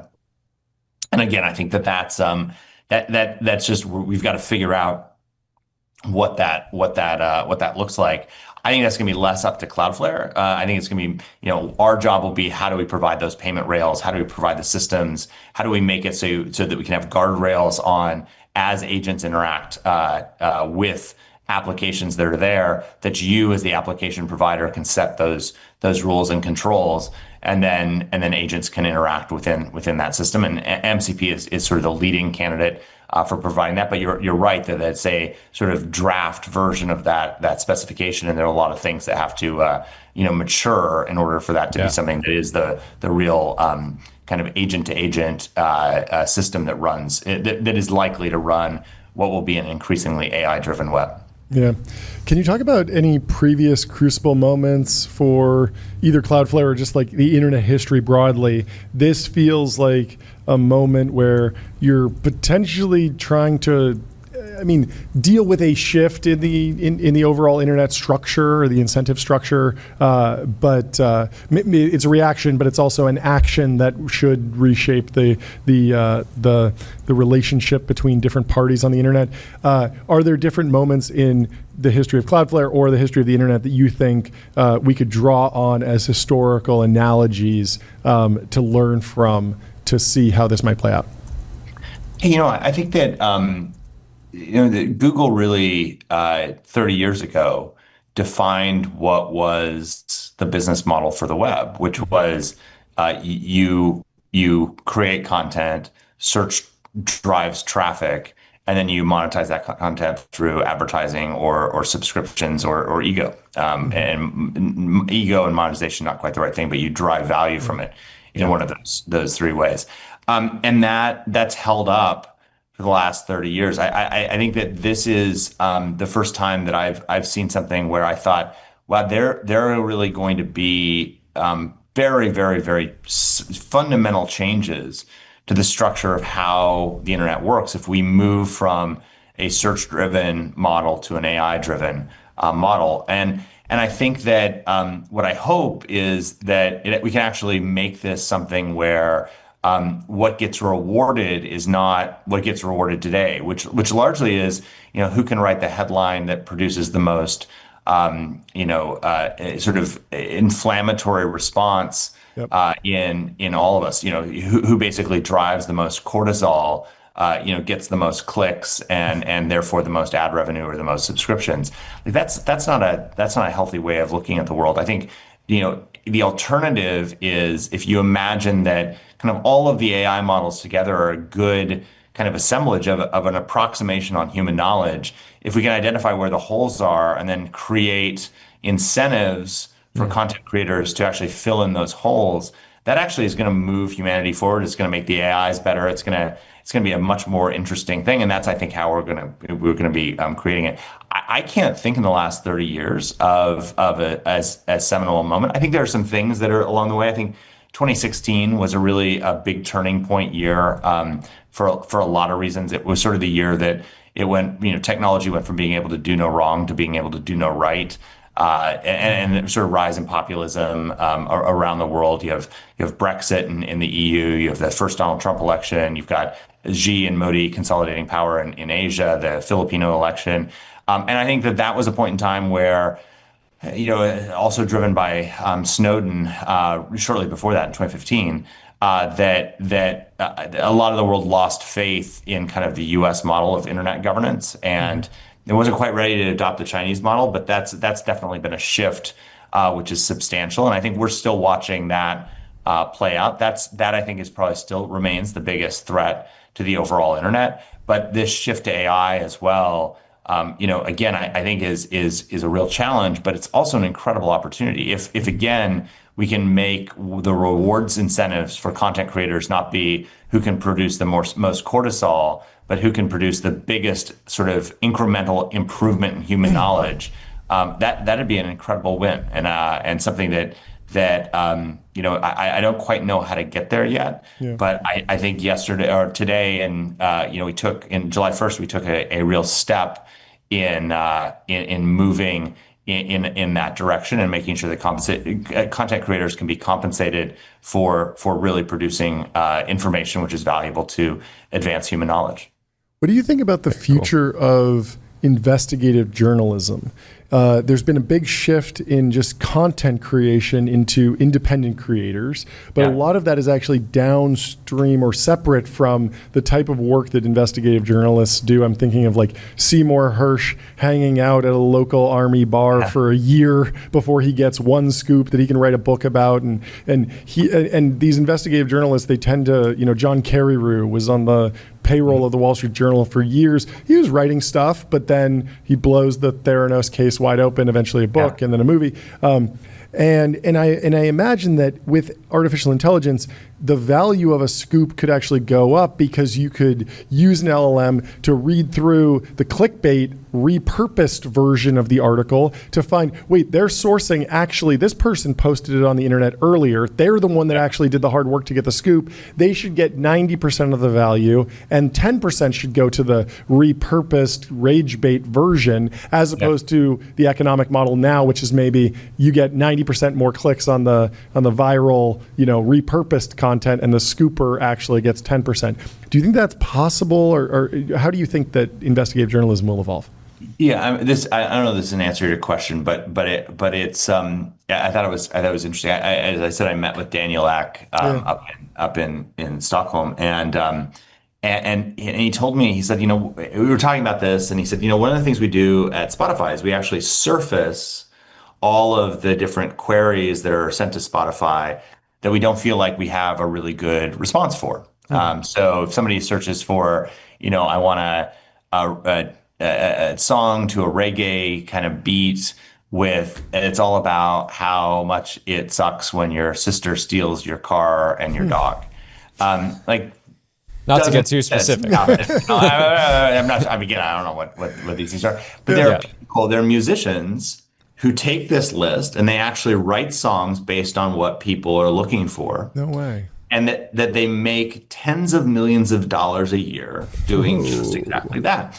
And there's something about that I think is really beautiful, as opposed to the alternative of just, just trying to do a little more Me Too of what everybody else is doing, like taking a different twist, using signals from the market in order to go find that. And so, again, that's not investigative journalism by any means, but I think it is actually advancing kind of the sort of good of humanity, where it's taking a place where there's a missing need and it's filling that missing need. And so I am hopeful, and relative. I mean, I'm a relatively optimistic person, and I'm hopeful that if we get this right, that we might be on a golden age of content creation, where people actually are rewarded for doing things that advance human knowledge, as opposed to just doing things that produce as much cortisol as possible. Yeah, the idea of a knowledge bounty, right? It's like, hey, there's groups of people or a single entity online that will just pay you to produce really high quality information around this specific topic. Yep. And the internet always did this sort of organically, but it would just be somebody spinning up a blog or maybe an Instagram account or something like that, and they would just start blogging about something that was niche, and then an entire network would form around it and other people would contribute to it. So I think there's quite a lot of precedent. But it would be exciting to put that reward out before, and not saying, hey, you have to do this and then maybe you'll get some ads associated with it later. But basically the pool of capital is here, and you just have to deliver that knowledge that people already want, and we know it because they're searching it on LLMs and things like that. Can I throw you? I think I'll tell you the sort of Black Mirror kind of dystopian outcome if we don't get this right. Which is, I don't think journalism goes away. I don't think that research goes away. But you could imagine a world in which we go back to something kind of like the Medicis, where there are 5 big AI companies, and they basically employ, each of them, all of the journalists, all the researchers, all the academics, to be able to do the research to feed their systems, because you're still going to have original content. Yep. People are still going to have to be able to produce that in order for the AI systems to, fill in the holes in their kind of effective block of Swiss cheese. That is their model. But I think that's a pretty bad world where again, because you then probably have the conservative AI and the liberal AI, and I mean all these things that that the internet kind of broke apart. You could imagine AI as a system that is just this massive consolidator in the future, and I think that's a bad outcome. And I think a better outcome is if we can figure out how can we reward people for, again, driving knowledge, but not get to a place where all of them have to be employed by one of the five, big. I actually talked to somebody very high up at one of the AI labs who said that was saying that, like, if you take the total salaries of all the journalists in America, it would be a fraction of what the AI labs are spending right now just acquiring data. And so it's not a financial question. It is a political, cultural question. It's interesting. Yeah. That's also the argument why I think that, and I've been really positively surprised as we've talked with all the big tech companies, all the AI companies about this, and they all, like, with maybe one or two very small exceptions, they all say, yes, we understand over the long term we have to pay for content. And so they get that. What's key though is it has to be a fair playing field. And that fair playing field, everyone sees that slightly differently. So if you're a new incumbent, you want to say, well, Google can't be advantaged. If you're Google, you have to say, well, we have to be respected for the ecosystem that we've helped build and flourish, and we should be able to, do this thing. And so everyone's got a slightly different take on this. But I'm actually encouraged that the dollars are there, that there is an acceptance that this is something that needs to happen, and that if you ask them, everyone says yes, we need to do this as long as you can create a level playing field. And again, that's where I think our role comes in: is how can we create that level playing field? How can we create scarcity? And then how can we make sure that content creators are being compensated for the hard work that they're doing? Yeah. Zooming out just for a second, what is the state? How's the internet been for the last few weeks? It's been a busy last month in geopolitics, and I know that makes your job a bit harder, or at least I would imagine things get a little bit busier. Keeps it interesting. I mean, it's whatever you see sort of in the sort of kinetic side, the physical side of a conflict is usually replicated in the cyber side of the conflict. And so, we, as the hostilities ramped up between Israel and Iran, first of all, we saw very clear signals that something was coming ahead of time, which is, it's interesting how there's sort of a digital residue, which shows when there's going to be kinetic action taken. And so we were watching that pretty carefully. Big attacks targeting both Iran. One of Iran's largest banks was hacked by what looked like a group of Israeli hacktivists. The largest cryptocurrency exchange in Iran was hacked, and all its funds were drained. Again, looking like it was either by the Israelis or Israeli sympathetic attackers. Iran has tried to do the same thing against Israel. Israel's cyber defenses are much stronger, but we're starting to see that Iran is targeting other largely U.S. Financial services firms, critical infrastructure firms, to try and strike back from what is how do they strike back against the U.S. in a way that is harmful but doesn't start World War III. And I think that increasingly, unfortunately, cyber will be a big piece of that. And so we're doing everything we can to stay in front of that, make sure that anyone who needs it has protection, and that we can keep the lights on everywhere in the world.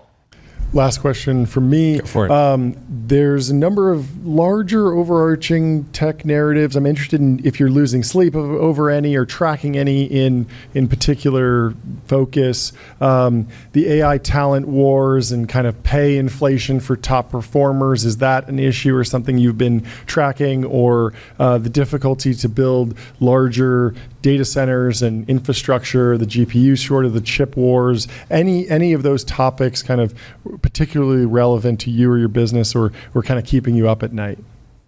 Yeah, I think we're not trying to build a foundational model LLM, so we're not as much competing for the bleeding edge AI researchers. I will say that I've been really amazed at both from an academic side and then also just pure talent side, how many people are interested in working on that problem of something like, how do you score content in order to be able to create a marketplace? And so that's something that's been pretty exciting. We're very excited about the the people who are coming to apply to work for Cloudflare to work on problems like that. And like today has been a record applicant day for us. That's awesome. On the congratulations, record. Sorry, record I hit the air horn for you on the record applicant day. But it's good. It's good news.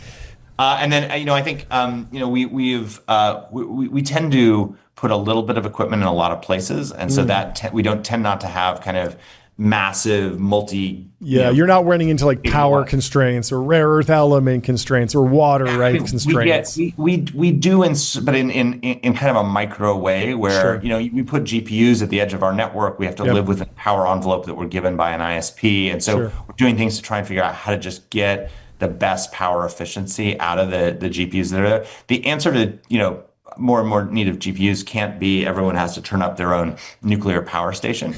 So I do think the place where we're pushing suppliers, and AMD is doing some really interesting things in this space, Qualcomm is doing some interesting things in this space, the fruit company down in Cupertino is doing some interesting things in this space, are how do you focus on, yes, performance, but performance per watt. And we've seen this game before with Intel saying, oh, that doesn't matter. Like just get the most performance possible. You can water cool things, all kinds of things. That tends to not be the winning strategy over the long term.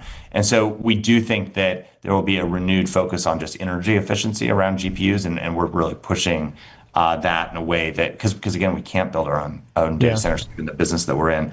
And then chip shortage. The chip shortages are funny. Like there's never been a chip shortage in any time in the history of silicon that doesn't turn into a glut. Because it's but this time it's different. Yeah, this time it's totally different. So I think you're going to see both. You're going to just see shifting demand that's there, and a lot more. NVIDIA is not going to be the only chip supplier of GPUs. There are some really, again, great other providers that are out there. Yeah. Well, thank you so much for stopping really by. Enjoyed the conversation. Yeah, Congrats on the launch, and come back on again soon. Yeah. Yeah. Thanks for Congratulations. having me on. Good luck Cheers. filtering through all those job applicants. We'll talk to you soon. See ya. Bye. There's no decency anymore. You can't even take a summer weekend. You can't even June send an email off. to a 3,000 person organization without it leaking to Wired. Mark Chen, the chief research officer at OpenAI, sent a forceful memo to staff on Saturday, promising to go head to head with social giant in the war for top research talent. This memo, which was sent to OpenAI employees in Slack and obtained by Wired, came days after Meta CEO Mark Zuckerberg successfully recruited 4 senior researchers from the company to join Meta's superintelligence lab. I have a visceral feeling right now, as if someone has broken into our home and stolen something, Chen wrote. Please trust that we haven't been sitting idly by. I mean, this makes sense. Like you need to tell the troops that we're prepared to go on the counterattack. Like we got attacked, but we're ready to go back. What's interesting is I don't think that Meta is necessarily going to try and go eat ChatGPT's lunch. I was revisiting that conversation that we had with Jeff Huber, and he was saying he was kind of reiterating never bet against Zuck. He's working on an open source model, but a lot of it is more of this B2B applied AI necessarily than trying to go and disrupt ChatGPT, because Google's already running that playbook. Mark can see that and see that what happens when you're a $1 trillion company and you roll out basically a direct clone of the ChatGPT app. It's you can get a decent amount of users in a notional terms. I'm pretty sure the Gemini app has 100,000 users or 100 million users and lots of 5-star reviews, but it just doesn't have anywhere near the penetration of ChatGPT. And so when you pull someone off the street and you say, what do you use for AI? They say chat. They don't even say ChatGPT anymore. Yeah. It's so dominant. And so I think Mark knows that he shouldn't necessarily try and go after that, but he should be going after the next thing and the next thing, and have a model that he can pipe into all sorts of different features within the Meta ecosystem. But the crazy thing is there's not. It doesn't seem like there's clear precedent for a raid of a talent raid of this magnitude, right? We covered Ken Griffin raiding Enron, but it was after post the collapse, right? Yep. Apple heavily recruited out of Xerox PARC in 1979 in the early 80s, but it was kind of a downswing, right? Yeah, it wasn't anything of this magnitude, nor was it hey, we're going to come in and just give you these like 9-figure off, comp packages and things like that. Yeah, and it's very common for a startup to be able to pull people from the big legacy company that's kind of sclerotic. And, we've seen a lot of people that were at Apple or Google or Microsoft or Xerox, and then they went to Google, and then they went to Meta, and then they went to OpenAI. I mean, Brett Taylor, who's the chairman of the board at OpenAI, was the CTO of Meta. Right. And it's like, okay, he clearly just wants to be in like the hot thing. And he's like a startup guy almost. And I believe he was at Google before because he redid Google Maps. Yeah. And so like the story of Brett Taylor is really like the default, I think, for most like startup people. It's like he's early at Google. He works with Paul Buchheit on Gmail. He works on Google Maps. Then he goes over to Meta, CTO there. Then he goes to OpenAI, chairman of the board there. And it's like he's a startup guy, and so he's always riding like the new wave. You usually can't poach them back into the older company. That's rare. Yeah. Some other precedent here in 2010 and 2011, Zuck and Facebook went super aggressive poaching from Google. Yep. So Facebook had crossed 500 million users. They were in that period of transitioning from a super scrappy startup. Yep. And they went heavy into Google. So they went and got high performers from ads, search, mobile on the Android side, and some of the social product people from Google+. And Zuck did something similar, not to the same scale, but just went in with these sort of heavy comp packages and was very successful. Google had to respond and increase comp in a number of different roles. Did they poach any designers? Any people that use Figma.com? Any people that think bigger, build faster? Anyone that, because Figma helps design and development teams build great products together. It would be a different place if existed back then. But fortunately, you can go to Figma.com. You can think and bigger. You can get started for free. Faster. Anyway, what do you think of the buzzword superintelligence? This whole they've really rebranded it. Is it a goalpost shifting thing? I think it's smart. I think he poached the word super intelligence. It's mine now. It's mine now. It's mine now because and he's not saying the safe super intelligence team. He's just saying super intelligence. Safe super intelligence implies reckless super intelligence. I like that. But it's funny because everyone was focused on like AI as a buzzword. Then it was AGI. Now it's super intelligence. But within our group, like we all think like super intelligence is kind of the old thing. Like everyone, like me and you, like we know the secrets to this stuff. It's kind of already priced in. The real killers, they're focused on the next thing. You know what I'm talking about, right? Giga intelligence. That's the one that people are getting, like, really? The real killers are like, AGI is basically here, super intelligence is basically here, but giga intelligence, that's the one we're working on. Because we're going to need a new buzzword, because we're burning through buzzwords at an increasing rate. And so we're just, we just steamrolled the Turing test, completely blasted through AGI. No one talks about AGI anymore. AGI is here. Yeah. But you got, super intelligence. We're going to solve this buzzword. We're going to churn through this in a year or two. We got to start working on giga intelligence now. Yeah. This is the way. Anyway, start adopting it. Chen promised that he was working with Sam Altman, the CEO of OpenAI, and other leaders of the company around the clock to talk to those with offers, adding, "We've been more proactive than ever before. We're recalibrating comp and we're scoping out creative ways to recognize and reward top talent." Still, even as OpenAI leadership appears desperate to retain its staff, Chen said that he has high personal standards of fairness and wants to retain top talent with that in mind. "While I'll fight to keep every one of you, I won't do it at the price of fairness to others," he wrote. It's such a brutal dynamic if you're Mark Chen, if you're Sam, because not everybody at OpenAI is getting poached, but presumably Zuck is working with all the people he's poached already to identify who are the best people at OpenAI, who do we really want, and then going to them and making the maxed out offers. Meanwhile, you can't, like the team dynamic, if you have a few researchers on a team and somebody gets, somebody's potentially getting poached by Meta and you say to retain them, you're like, okay, we're going to give you this sort of massive incremental grant, and the other people on their team are going to be like, wait, well, is that my market value? I didn't go talk to Facebook, or I turned down, I never took the meeting or whatever. So you should pay me the same thing too. Yeah. Right? Yeah. I'm loyal. Don't you want to pay the I'm loyal? a missionary. Yeah, I'm a missionary. Why are you paying the mercenaries more? You should pay the missionaries the same price just because they're missionaries. Rough. For sure. Brutal. Anyway. Let me talk about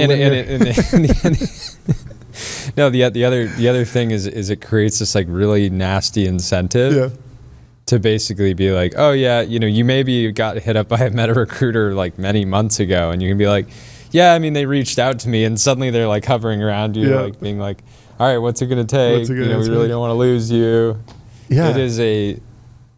Yeah, I mean, it's crazy game theory. Like every single conversation in a company is like this constant game theory. And then timing that with this like summer break that I guess OpenAI was saying like, hey, everybody should take the week of the 4th off, or not the week of the 4th, but anyways, you wanted to say something more important. Well, I mean, if you want to see who your high performers are, just look in the Linear, right? Yeah. Linear's purpose-built tool for planning and building products, meet the system for modern software development, streamline issues, projects, and product roadmaps. If Zuck were able to gain access to OpenAI's Linear, it would be illegal, but it would also tell him a lot. Yeah, you don't want to do anything illegal, Zuck. You want to be on Vanta, automate compliance, manage risk, prove trust continuously. Vanta's trust management platform takes the manual work out of your security and compliance process and replaces it with continuous automation, whether you're pursuing your first framework or managing a complex program. So the news comes as competition for top AI researchers heating up in Silicon Valley. Zuckerberg has been particularly aggressive in his approach, offering $100 million signing bonuses to some OpenAI staffers, according to comments Altman made on a podcast with his brother, Jack Altman. So this $100 million signing bonus, this just got baked into the lexicon. But I was listening to Dylan Patel on Jordan Schneider's China Talk podcast. It's actually Transistor Radio, but it goes out on China Talk anyway. And Dylan Patel was saying that might be a kind of a game of telephone a little bit, in the sense that it's possible that you could maybe be making $100 million over a number of years in stock based on appreciation, but he was very skeptical that anyone was getting $100 million on day one without any sort of strings attached for like a true signing bonus. So I don't know how real that number and remember that the Zurich team came out and said, the Zurich team explicitly said we they didn't get it. But I know. The way that he phrased it, could have been more. Clearly we're getting No. something. No. I do think that the round numbers are easy to latch onto. Like, why is Mamdani talking about billionaires specifically? He doesn't have a problem with 999 millionaires, because like that's like not easy to grasp. Like, people latch on to round numbers. 100 million is so much. A billionaire is so much, and it's easy to quantify. And so the 100 million, if it was 80 million, it wouldn't be going nearly as viral as 100 million. So I don't know how real that is. Maybe that was thrown out as a total package, and then it got kind of telephoned into, well, it's basically a signing bonus because they got the deal on the as soon as they signed, but they do have some sort of earn out, or the shares are locked up in some way. But there's a bunch of creative accounting that can go into basically delivering someone what feels like $100 million of value, which is not far off from, okay, what would it take? Johnny Ive got a huge offer to go to OpenAI, and it was structured in an interesting way with like an acquisition, and but he got a few points. Yeah, it was a few percentage points. And when you think about the scale of OpenAI and the scale of Johnny Ive's legacy, what would it take to get someone like that to join he's a founding designer basically, so it's a couple percentage points. So multiple sources at OpenAI with direct knowledge of the offers confirmed the number to Wired. So I don't know, because it kind of benefits like both sides to have that number out there. It's kind of unclear who would really want to confirm that, and then what the nature of these things were. The other thing that's interesting though, is if you're working at OpenAI, and let's say their top researchers have on average $100 million in OpenAI shares that they're like the truly top people. Yeah. And then you get an offer that's like a $20 million signing bonus, but it's it's kind of paid out over time, and that or they can claw it back if you don't stay past a certain date. And you're kind of looking at it and be like, okay, I'm already a Centi, and I'm getting an offer to like go to a new team that I don't know if I'm gonna like, and it's unclear. Like the vision is not quite as clear at Meta, right? I'm joining the super intelligence team. It's going to be an incredible group of people with a ton of resources. That's exciting. But it is a big switch if you're already happily vesting out tens of millions of dollars. So it would make sense that these $20 million, if it's $20 million, I can see that. If it's $100 million for the top people, it makes total sense. Yeah, I mean, like what was the deal to bring on Alex Wang was probably like way over $100 million to him personally based on his ownership in that company, which was acquired. And so like that number doesn't feel impossible.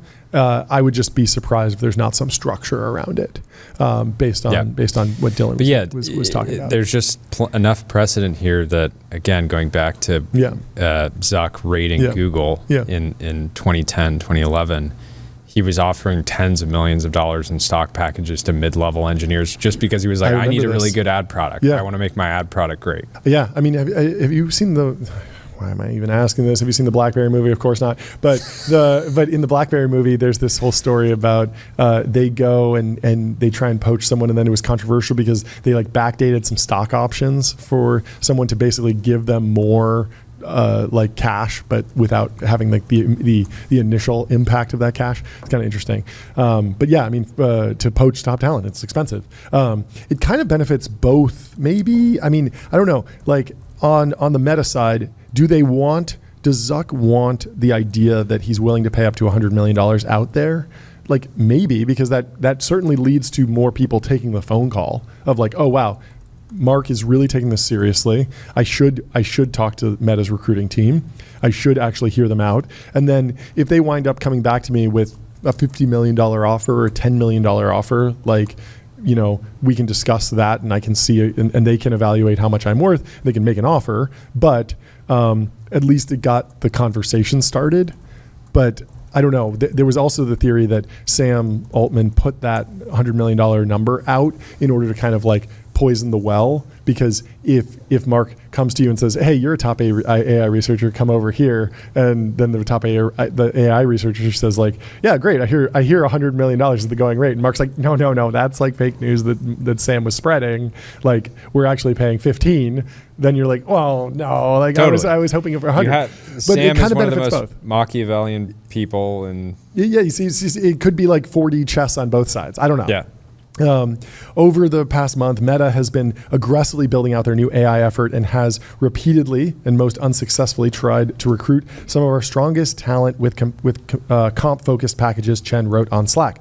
A source close to the efforts at Meta confirmed the company has been significantly ramping up its research recruiting with a particular eye toward talent from OpenAI and Google.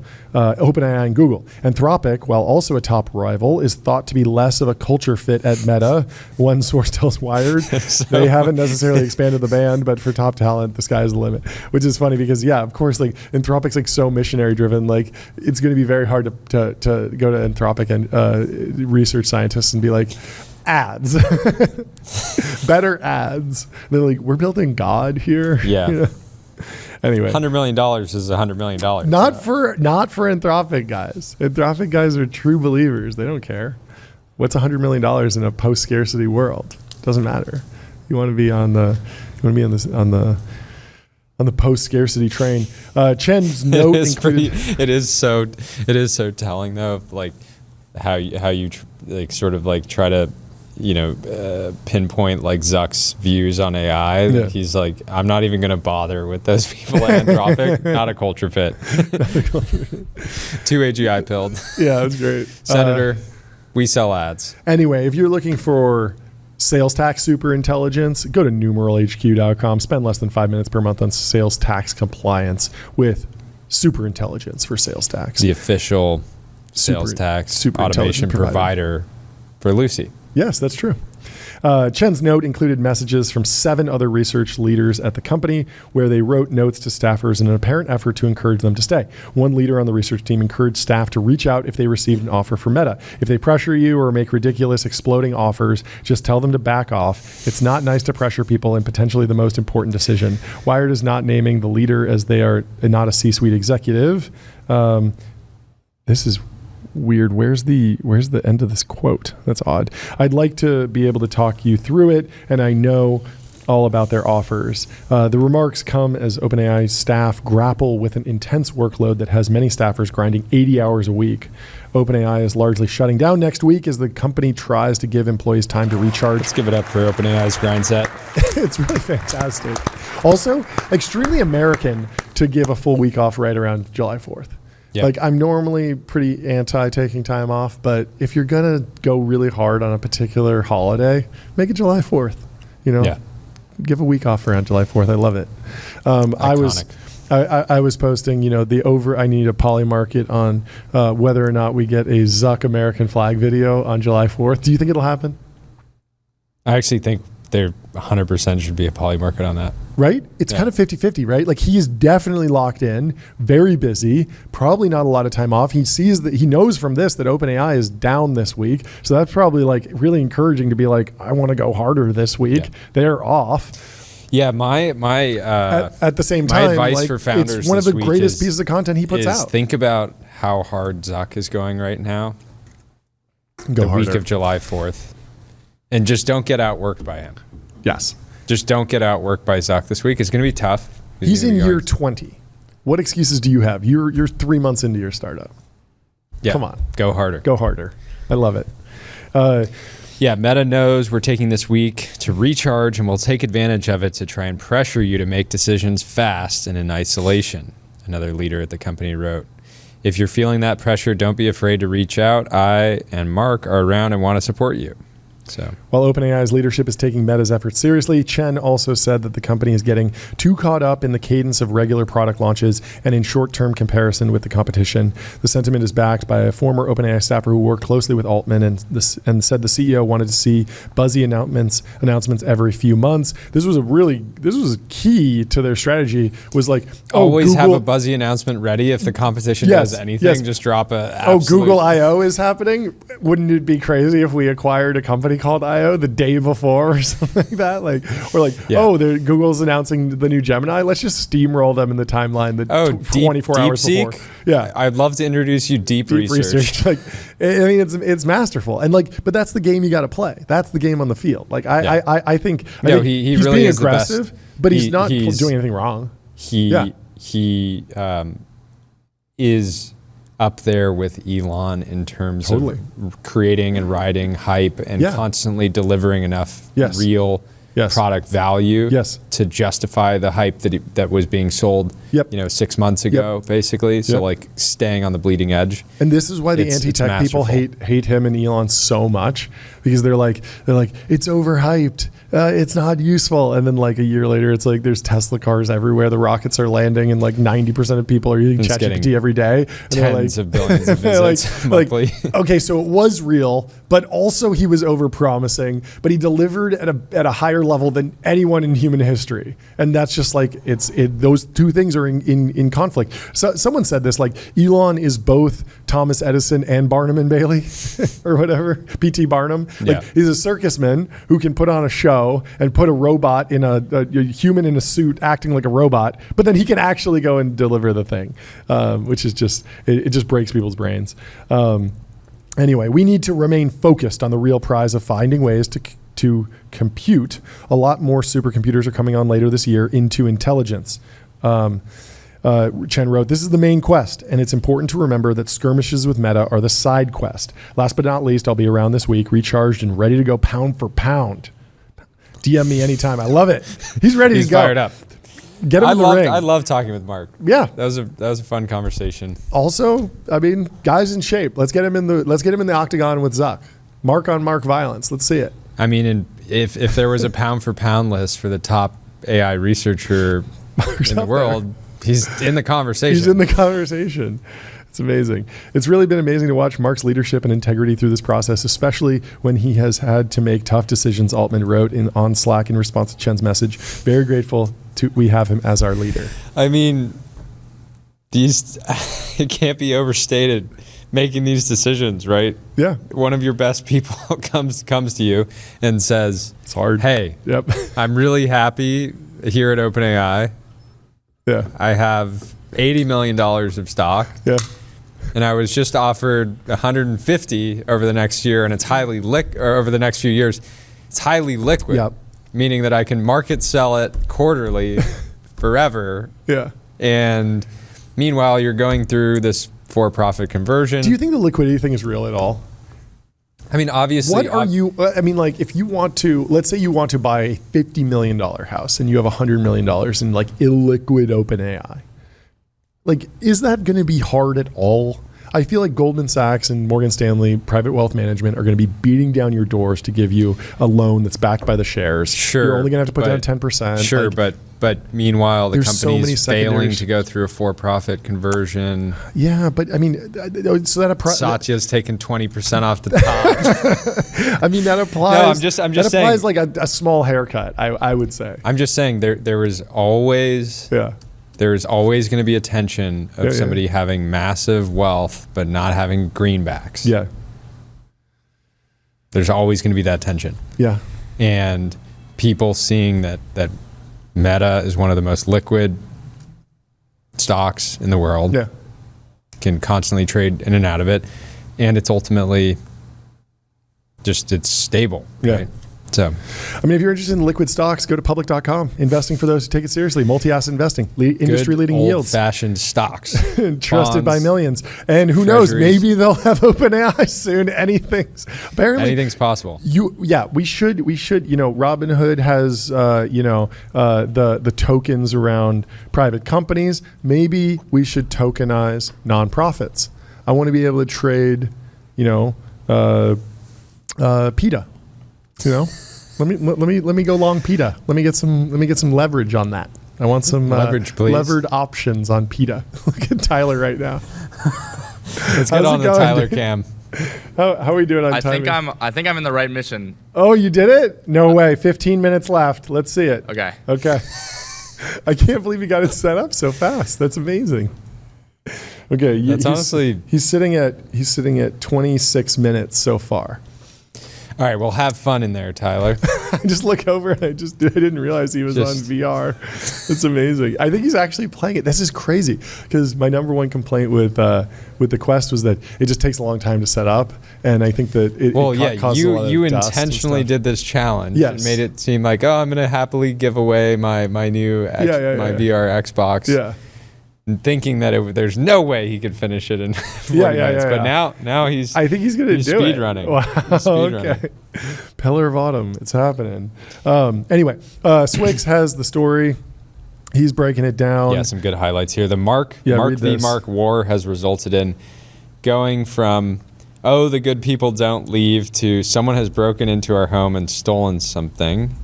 1 week company shut down.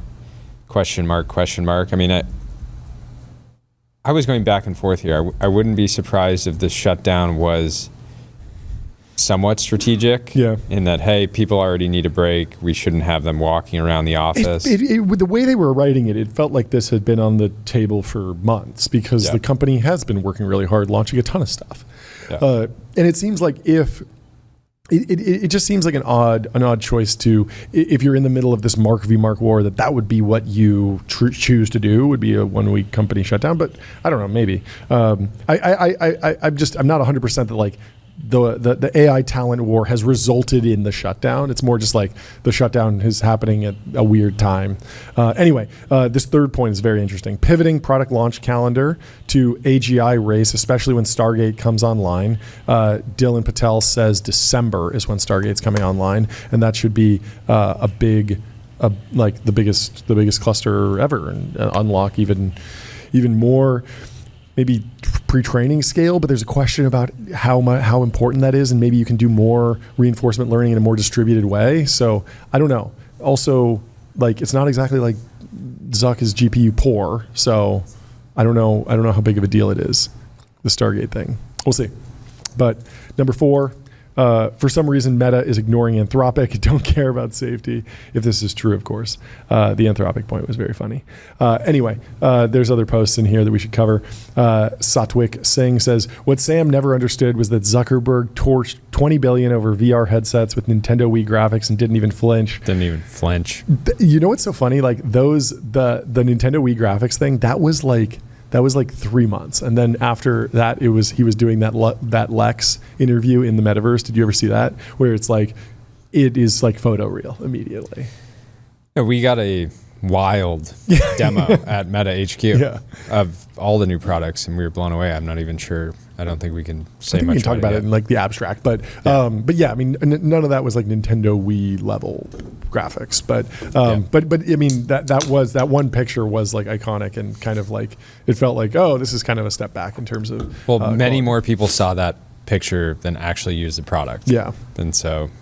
Yeah, because there were plenty of VR games that didn't have Nintendo Wii graphics. Like the hero game for the Quest when it came out was Robo Recall, which looked super sci-fi and just looked awesome, and it was great. And there were a bunch of other games. But yes, I mean the point is that like Mark is totally ready to spend $20 billion on a big project if he thinks it's valuable, and here he clearly does, and so he's going after it.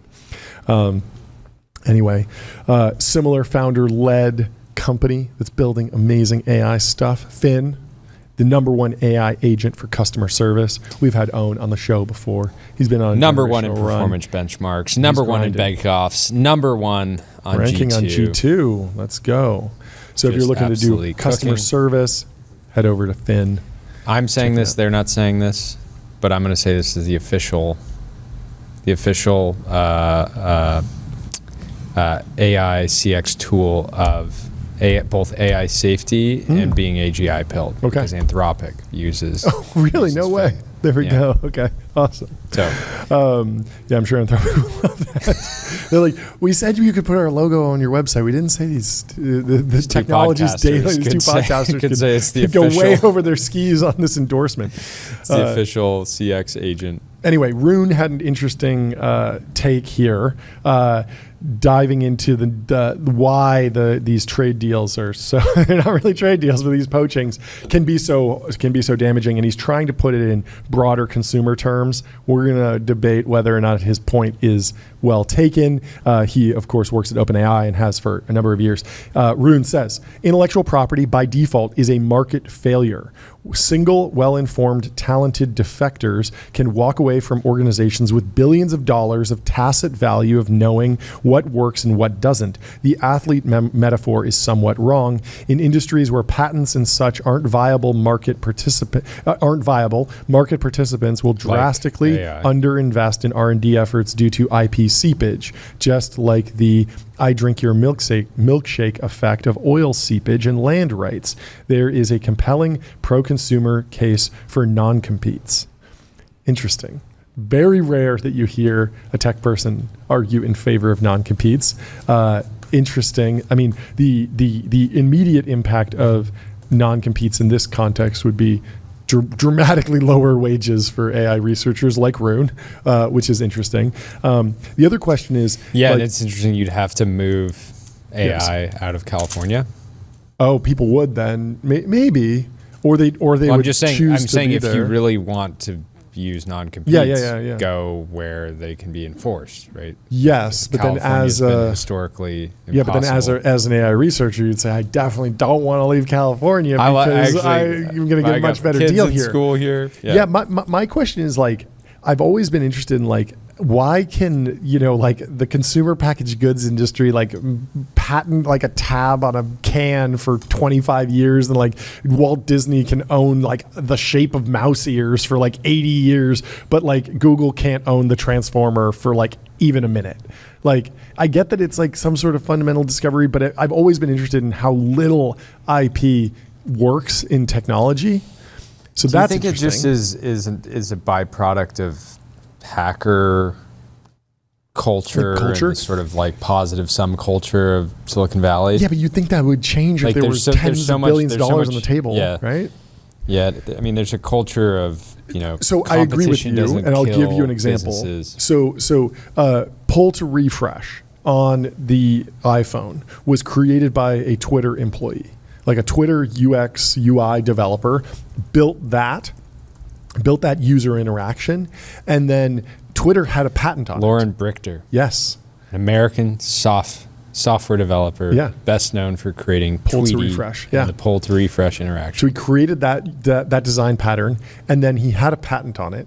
Twitter owned the patent, and Jack Dorsey and the Twitter crew were libertarian and said, we're not going to enforce this. And then it got baked into Instagram, and it's now natively in iOS, and it's in all of it's basically like one button to like. If you're truly terminally online, you're using it hundreds of times a day. True, like but a little slot now machine. we've actually moved past that. We've moved into endless scroll, where you actually don't need, like if you're on TikTok, you're never pulling to refresh. You just keep scrolling to the bottom.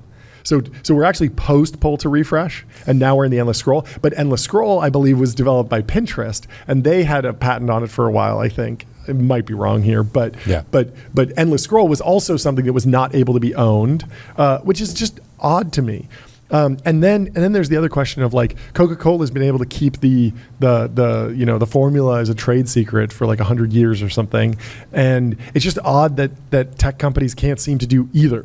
They can't keep the secrets. Well, you can have trade secrets, right? It's not like an OpenAI researcher can go over and say, "Here's a bunch of code. Let's roll it out," right? Yep.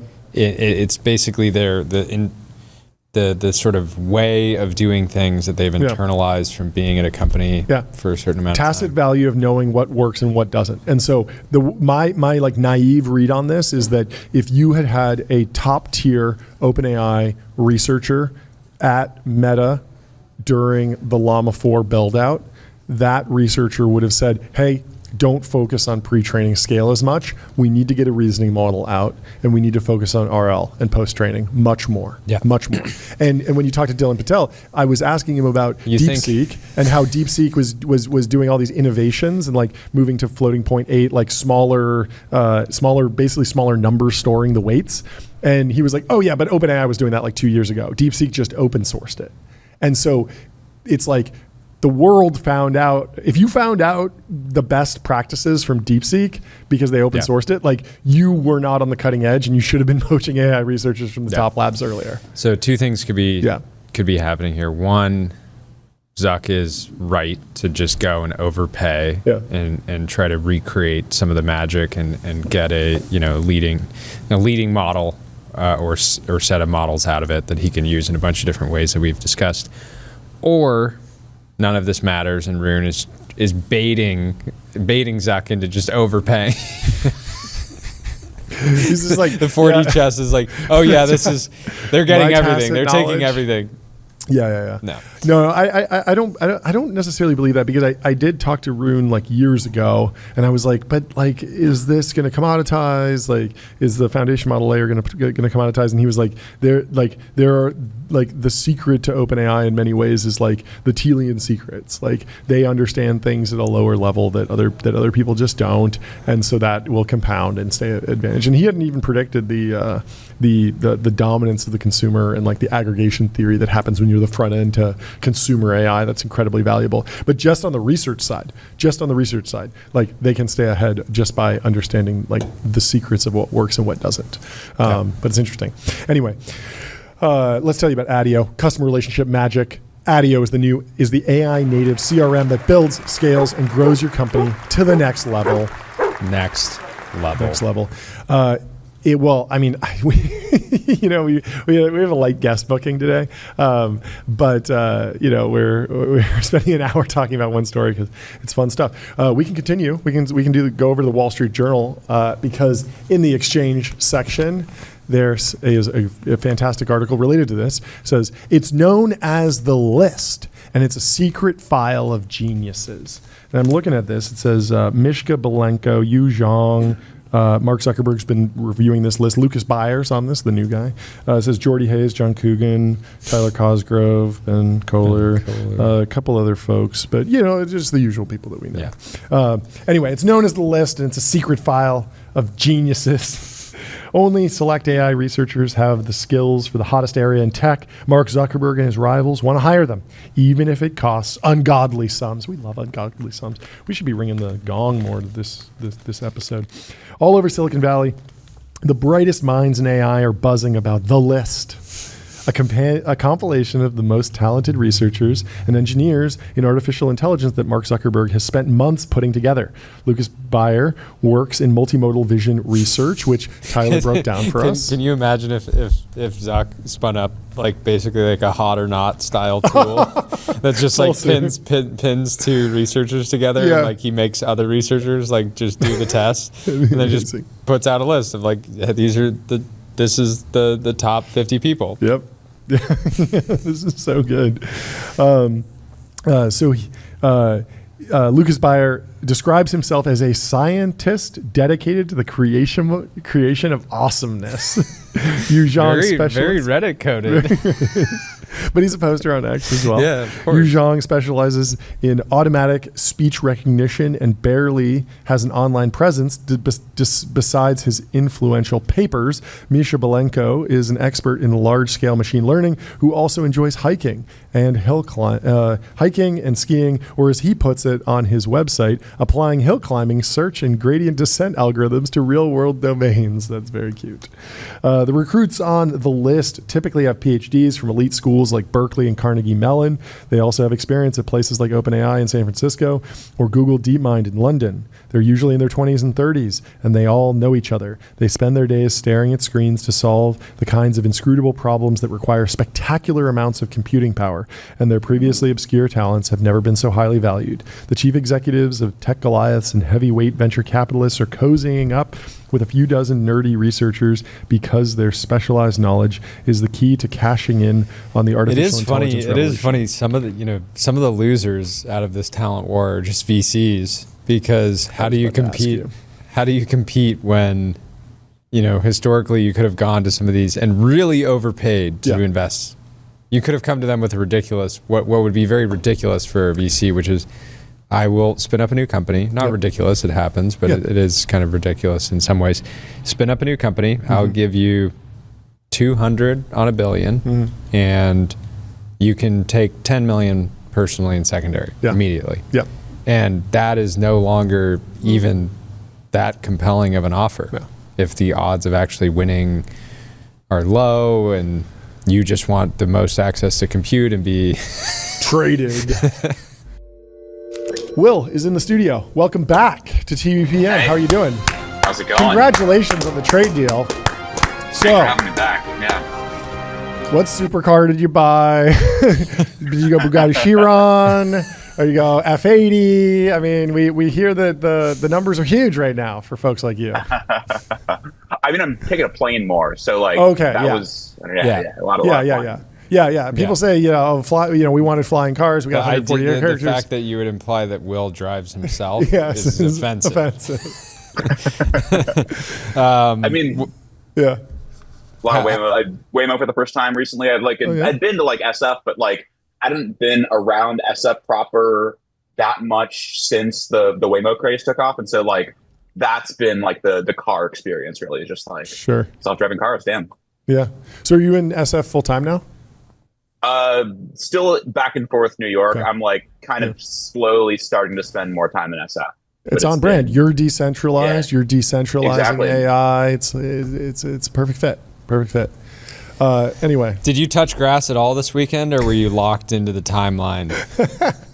It's a lot of stuff was happening on the timeline. I'm in New York right now. I did some New York stuff on Saturday, but it's been good. Lots of drama, intrigue as usual. It's a drama. The trade deals. I know I've been tuning into earlier. I know you guys have gone over all the major roster updates. But yeah, it's exciting times. OpenAI open model soon, hopefully, but not this week. So I mean, the first place I want to start with is the actual trade deals. Do any of these people jump out to you as particularly interesting? Have they been on your radar? Have you met any of these folks? Can you give us more context on how academic are they? How product oriented are they? It feels like this is purely research, beefing up of the research team, and Meta kind of has products solved. Is that the right model to think about this? How can you characterize the shape of the team that Zuck's building? There's thousands of really great software engineers that work in AI. Yep. Sure. But what, even kind of getting a sense of like how many people was Zuck really going after? Was it 250? Was it 100? The list that came out today is, somewhere, I don't know, there's like 20 people on it, something like that. Right. Yeah. I mean, it's a great list. It's a lot of like very senior researchers who have like been through some like real product cycles, who like, I think the goal is people who can bridge the gap from research to product. Because like one thing Meta has a strength of, but I think doesn't translate in like this era, is they have a lot of really good like academic researchers. Like Jan LeCun's whole org has a lot of very talented, very capable researchers who write important papers, but it's the kind of stuff that doesn't really turn into exciting products. It's like more betting 5 or 10 years out, how do we want to do things eventually, versus like going through a pre-training cycle for a Gemini or a Claude or an OpenAI model. Like that has a different set of considerations. Sure. And so this to me looks like they want like 10, 15 great people who have been through those research to product cycles in terms of the model being the product. And it seems like they probably they got Alex and then supposedly Nat and or Daniel to kind of handle a little more of the, not the business side, but product-y business stuff. Yeah, it's a management role. Yeah. Yeah, what is your take on Jan LeCun right now? How should we think about his position in the AI world? There's I see these memes of like he's a non-believer, he doesn't believe in like super intelligence and like AI God, he's a little more practical. It seems like he's been right about some things, in the sense that like we're not feeling a fast takeoff right now, so I think you got to give him some credit for that. At the same time, like there's Ben Thompson's been criticizing Jan LeCun a little bit for not driving the product side of the business. It's like, it's one thing to say that, hey, we're not going to go straight shot to AGI God, but then the downstream implication of that is that if you believe that we're going to be living in like B2B SaaS world of AI implementation and productization, then like go do that and like make sure that the models work really well for business. And so I don't know, what is your take? How would you describe Jan LeCun in his history and kind of where he sits in the organization to like a layman? Sure. Yeah. So I think people over-index on thinking of Jan as the meta guy like too much. Sure. I think it's a shame that they didn't necessarily have someone in the Llama org who was as visible as him, because he was not involved with Llama at all. Like FAIR, Fundamental AI Research, is like a whole other group that they mostly write papers and do very academic work. Jan LeCun's work is very academic. And it's really like, I think on one hand, he like is right in the sense of like, we don't have the full picture yet. Like we don't have full on AGI that can like do a human's job forever. And I think that's kind of the drum he's beating, is like, there's more work to do. There's more science to do. It's not just productize the current set of techniques in terms of like the end of AI forever. But his goal is not to do the productization. Like the org he's in at Meta is really isolated from product. He's there to kind of boost the reputation of the org academically, as well as to be able to potentially advise on other stuff that's more producty. But his job is not to like go train a business model, to train a model that is going to be used by businesses. And like, I think people like that org FAIR, the friends I have who are there, like are there because they essentially wanted to be a professor, but they want tech company resources and not have to teach. And that is essentially what that org is. Does that lead to better recruiting on campus, essentially? Like you can go get researchers because Jan LeCun can come do a really powerful lecture? Maybe, but I think of it more as like the same way that Zuck did metaverse stuff. Zuck is very willing to make 10-year bets. Yeah. And so that org for Meta is not about what product are releasing next quarter. It's what are our 10-year bets. Yeah.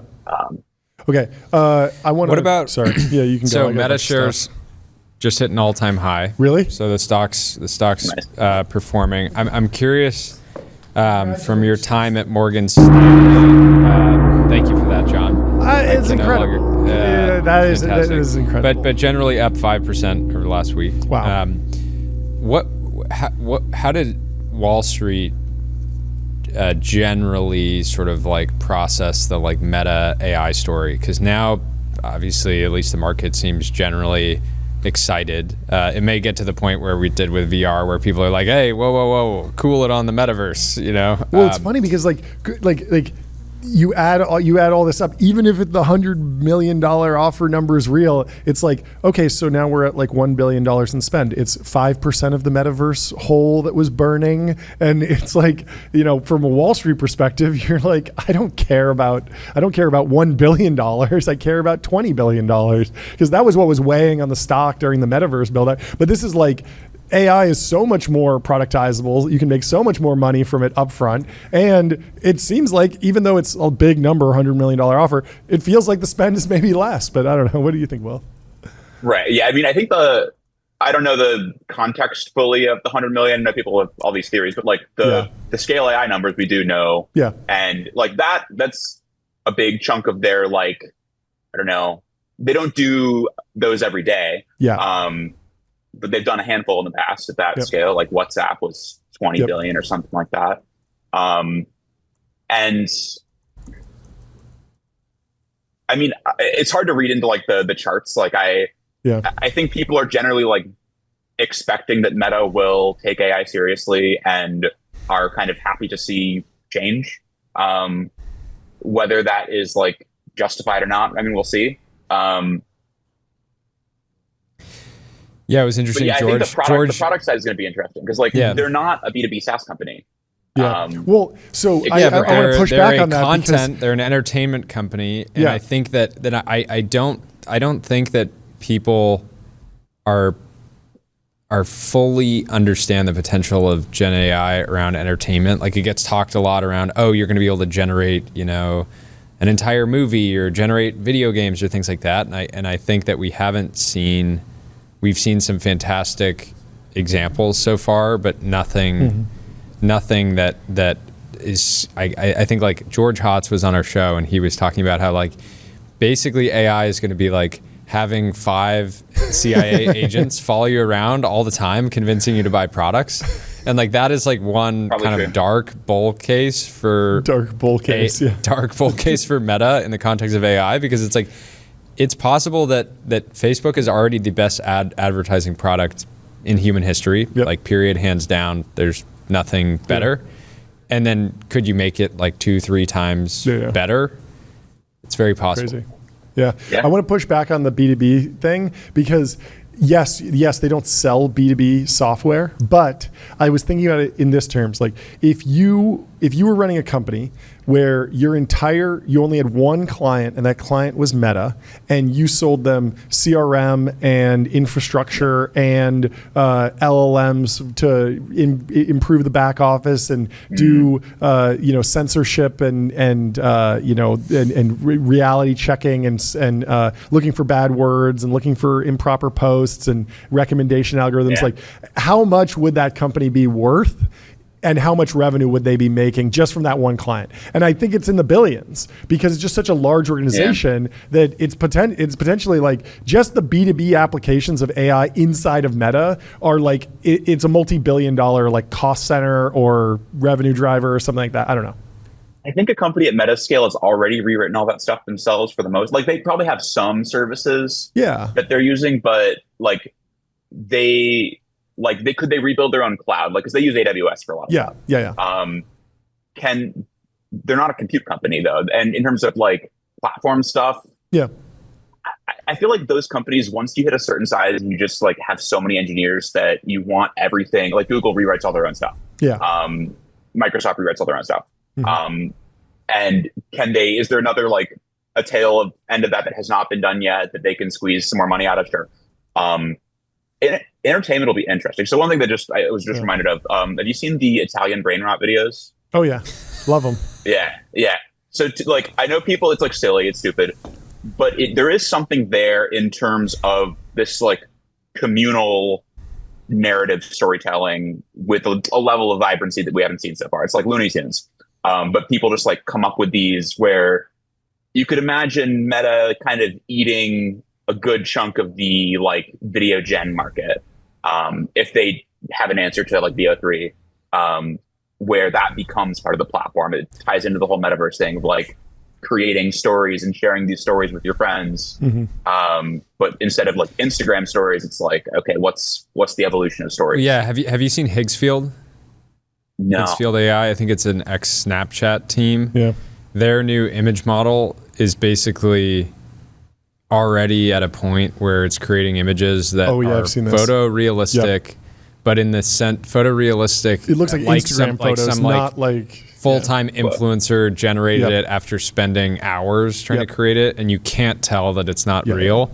And so it feels like Meta integrating that kind of thing where it's like it'll be interesting to see how this actually plays out, because everybody will be able to be a super tasteful creator or like generate these sort of unique styles. And I'm sure at that point it'll switch. Everybody will be like, well, I only follow organic farm to table influencers.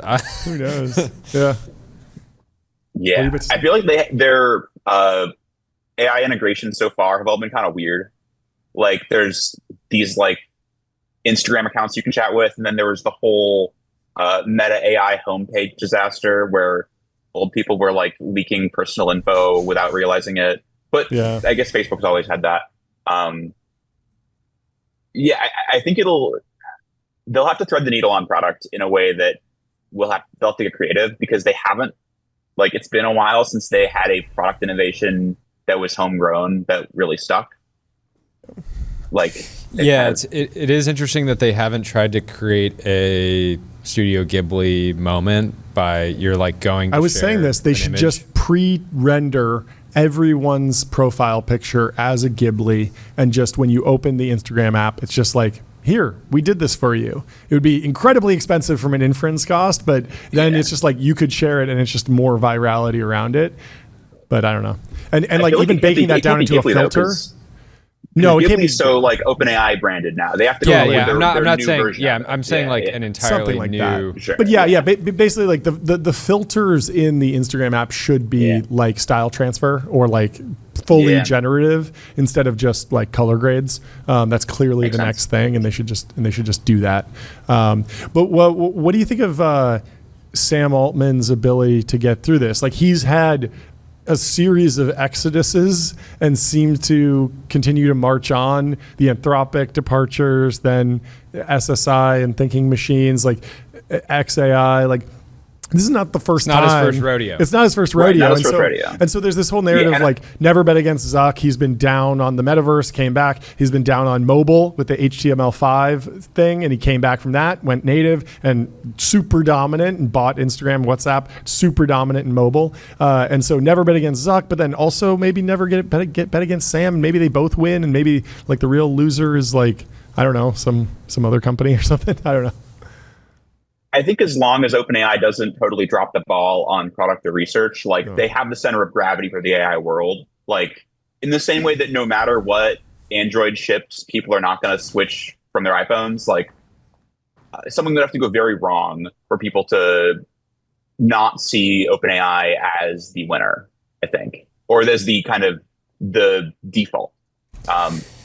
Yeah, I mean, the other thing is the average ChatGPT user is not waking up today being like, oh, I can't believe OpenAI lost a handful of its top researchers, right? They're just still using ChatGPT as a Google replacement, or they're talking with it as a companion. So, yeah, I think the lead is still very, very real. And again, it's going to create opportunities for people to say, hey, I want to go work on this product that hundreds of millions and soon billions of people use every single day.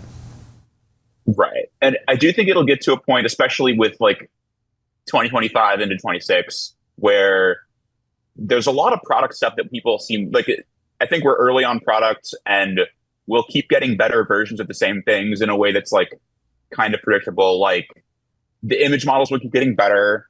The agents will mess up less, but like we can already use those things and we can start building proof of concepts around them. And the question is like, okay, what are the winning apps? Like I imagine that like the real-time Cluey kind of thing, OpenAI is going to do their version of that at some point. Other people probably will too. Like, does that become a modality that people really want, like live overview on their screen, on their phone? Like, what's the way that people are going to be interacting with AI generally? Because a lot of those use cases, like they're already smart enough. It's not about making the models like way smarter at whatever. It's like, how do you have the model be useful or fun, engaging? Yeah. There's a bunch of paths here, going back to the Cluey thing, where one, Roy is like right about the UX and like wins the market.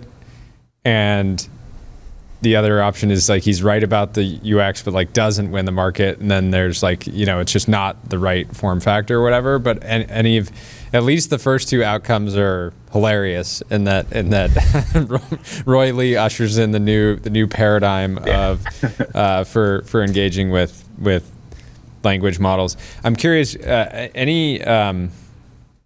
is all the stuff around every B2B SaaS player descending on the sort of like single interface, like a chat interface that generates software? Was that predictable to you? Do you think that that's like part of a multi-year trend, or is that just FOMO? I mean, like Copilot was early. It was like 2020, 2021, like the first GPT-3 Copilot came out, and like that was already one of the early like LLM applications that people were interested in at all. And then it took until Cursor for it to really, like, I think Cursor plus like 3.5 Sonnet was when it became a thing that was good enough that people were excited about it. And it really ushered in the trend because people were starting to find it more useful than a toy and like a thing that actually want to use day to day. And so I think that, like that's one path is like, and then the more background agent kind of things are like starting to take off now, which I imagine like those will get reliable enough that they're like useful for cranking stuff out. They already are kind of, depending on what you're doing. Yeah. Like I think, we're about halfway through the year. What are kind of like the big moments that you're kind of tracking? The OpenAI open source model could be one, whatever Meta launches next, right? I'm assuming they're going to be dark until this new team can really cook and bring something great. Maybe they don't do anything this year, but I would assume they come with something. What else are you tracking? Yeah, I mean, for me, the O3 release in ChatGPT was like a pretty like game changer kind of thing, where it was like, we saw with like deep research that like, okay, they kind of figured out how to make agents work, but it was also just like this one version of an agent. And O3, you can kind of get it to be a pretty general agent where it can like do some pretty complex stuff that was kind of new to see. Like the GeoGuessr thing was crazy. And having that as a like vision of like what AGI starts to look like, I think is pretty cool. Of course, from the like research open source world, there was the DeepSeek as like the RL craze taking off. But like, I mean, I work on RL, so I like obsess over it and like think about it a lot. But I do think we're really starting to see these recipes, at least in the broad strokes of like, okay, here's how the LLM thing can go. We figure out what we want it to do. We give it some tools. We set up these environments. We figure out how to evaluate it. And then we can just kind of like let it go. And these things get better at doing those things via trial and error. And so like I think that is one way to kind of forecast where things are going, is just like, what are the plausible use cases that people want to use LLMs for? They want an agent to do X, Y, Z. And then how do you make this a thing that you can help climb? And I think like you see a lot, like there's been a lot of news about OpenAI trying to like sell their RFT service. There's these startups popping up. There was a the RFT service again? Reinforcement fine-tuning. Okay, yeah. And so like they're pushing this pretty hard. If you're spending over $10 million like Palantir, OpenAI will also customize a model for you. So they have like a serious heavy, like a heavy paying customer one, but they also have like a more like in the thousands of dollars service, where you are getting to essentially do fine tuning on O4 Mini. Yep. And that is a little more self-serve, but they're also like doing consulting around that before we're deployed, paying around that. Is that an important strategy for OpenAI to kind of stay in the game against open source models like Llama? Yeah, but I think also against other like thinking machines. There was some report that this is a version of the strategy they're taking. Is like go to enterprises, talk to them about their problems, turn these problems into things where you can create really good customized agent models. And if that's one potential roadmap towards like having more like AI everywhere, is just like having services whose job is to like come in, whether or not it's fine tuning or not, just like make them into agent shaped tasks, where you can then optimize the model and have someone craft the model experience like for you. Because like I think a lot of enterprises are still like in the spot where they don't really like there's not, as you see by the talent war, there's just not that many people in the world or in the market who really understand this stuff at a level where they can go make it happen. And so like the open source thing, on one hand, it's cool that you in theory can go do it, but it's also like there's not that many hands who are equipped to like go make the thing happen. Actually fine tune Llama 4 or whatever. Exactly. Yeah. We actually talked to a startup that's doing basically that, like small models for specific business use cases. Like, okay, you just have a ton of CSVs that need to be turned into JSON, and we build you an LLM that just does that or whatever. Interesting. How do you after the scale news, and then there's a bunch of players popping up, or everyone from Mercor to Labelbox to Handshake, a lot of different people competing for that market. How do you see that market evolving over the next 1 to 2 years? I think there were certain people saying scale got out at the perfect time in many ways, but clearly there's a lot of at least gross revenue up for grabs right now in the near term.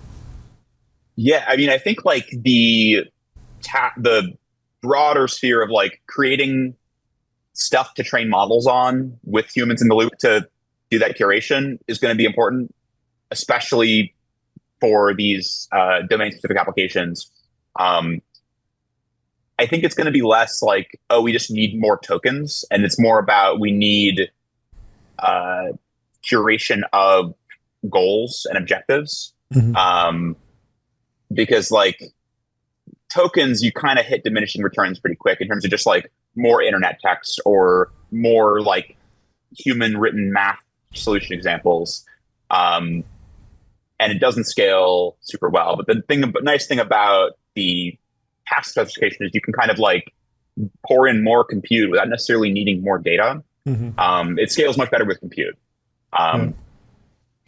Whereas we don't really have like a great way of like spending 100x more compute per pre-trained token other than make a giant model. Yeah. Do you think Llama will stay open source for the foreseeable future? We'll see. It wouldn't surprise me if they go kind of the Google route where like they still do open source. They still have the Llama brand, but it isn't like their flagship thing where they start doing, whether it's for internal products or it's they really want to show that they're the winner, releasing closed models via API or other services where do they have the infrastructure to serve a closed model? I mean, you mentioned that they use AWS, so it'd be kind of awkward, right? Yeah. I mean, I don't know that they really want to that much. I think that it'd be something that comes in a product. Sure. Yeah, that makes sense. Or maybe they partner with, like, you could see them partnering with someone like a CoreWeave or NVIDIA directly. NVIDIA's hoping to get into the inference serving game, it sounds like. Do you think one of Swix's takeaways from the Wired article was that like one big development that's coming is when Stargate comes online, OpenAI will have the largest single cluster for pre-training, but it feels like we might be at the end of that game, and we might be doing more compute-intensive work in a distributed fashion. And so maybe having it all in one place is a little bit less relevant to just, trump card, Stargate, boom, I win. I have the best model by far. How do you think about the impact of Stargate on like the AGI race?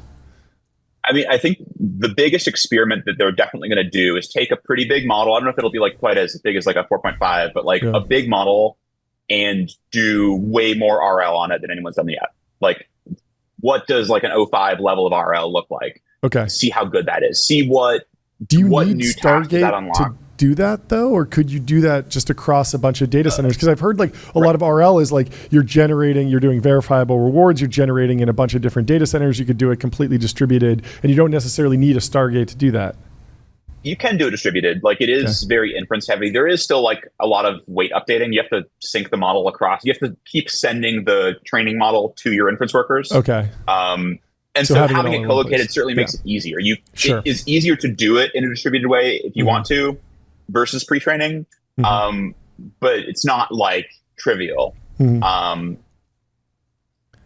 I think like a lot of this is just people are building the data centers without necessarily knowing exactly what experiments they're going to run. They just know more stuff is coming. But also a lot of this is going to be inference, where like they want to be able to do, like Meta has a ton of GPUs that they just use for Instagram ads, recommendations. A lot of Stargate will probably be serving Ghibli. Like, I mean, that makes a ton of sense. Like I'm running into rate limits on I haven't seen one in literally everything. Like Google. It's like how do they run out of TPUs? They spend $60 billion on CapEx every year at least. What did you read and 03 into Pro too. I get timeouts on this stuff. Last question. I'm guessing you weren't surprised to see OpenAI leveraging the TPU for inference or reporting to be starting to use it. Was that kind of? I mean, it makes sense that they are considering all options given the friction with Microsoft. Like they don't have a core cloud that they're super close with. They're not they need to both try to lower their cost for inference, as well. Like that maybe was a factor behind because the O3 had a big price drop that might have been TPU related. I don't know, pure speculation. But like Google has TPUs and they can serve Gemini really cheap and really well, really fast. If OpenAI wants to compete at that level, they kind of have to consider all options. Yep. Makes sense. Well, great day to have you pop on. Yeah, thanks so much for helping out. Knowing how things are unfolding, we'll probably ping you to jump on again later this week. Yeah. So, stay ready. Great to have you, Will. Hot topic. Cheers. Yeah. Bye. The talent wars continue to rage on. Sam Altman slams Meta AI's talent poaching spree. Missionaries will beat mercenaries. He says, quote, "What Meta is doing will, in my opinion, lead to very deep cultural problems," said Sam Altman in leaked memo sent to OpenAI researchers. So big question. Paula says, with all the AI labs in SF being in the mission, who called them members of technical staff and not missionaries? It's funny. Oh, wow. This is an old post. Yeah. From over 6 months ago. And there's a bunch of other new details emerging from the new Meta super intelligence team. Didi, who's coming on the show, right? In like 3 minutes. Okay. I was like, wow. Yeah, we've highlighted a lot of his posts. Every single one of the 11 Meta super intelligence hires is an immigrant who did their undergrad abroad. 7 from China, 1 from India, 1 from Australia, 1 from UK, 1 from South Africa. 8 are PhDs or PhD dropouts in the US. Immigration is key to US AI innovation. Beth Bezos has a hilarious post here. The foreshadowing here was insane. And it's Sam Altman interviewing Mark Zuckerberg. And Mark Zuckerberg says, the thing that I think Facebook has done exceptionally well is hiring. This is an incredible series, the Startup School series that Sam did while he was at YC. He interviewed Zuck, Elon, a ton of really interesting folks, and got these really definitive interviews from the top tech leaders of the next generation, like right as they were kind of on the biggest moment in their come up. Why are you laughing? It's just, I love this business. You're like tearing up, looking at how happy. No, it's watching this great power conflict play out in real time is wildly entertaining. It's entertaining, and the consumer is going to be the net winner. I was about to say that, and also America. Yeah, it's extremely. This is a pressure cooker of the highest.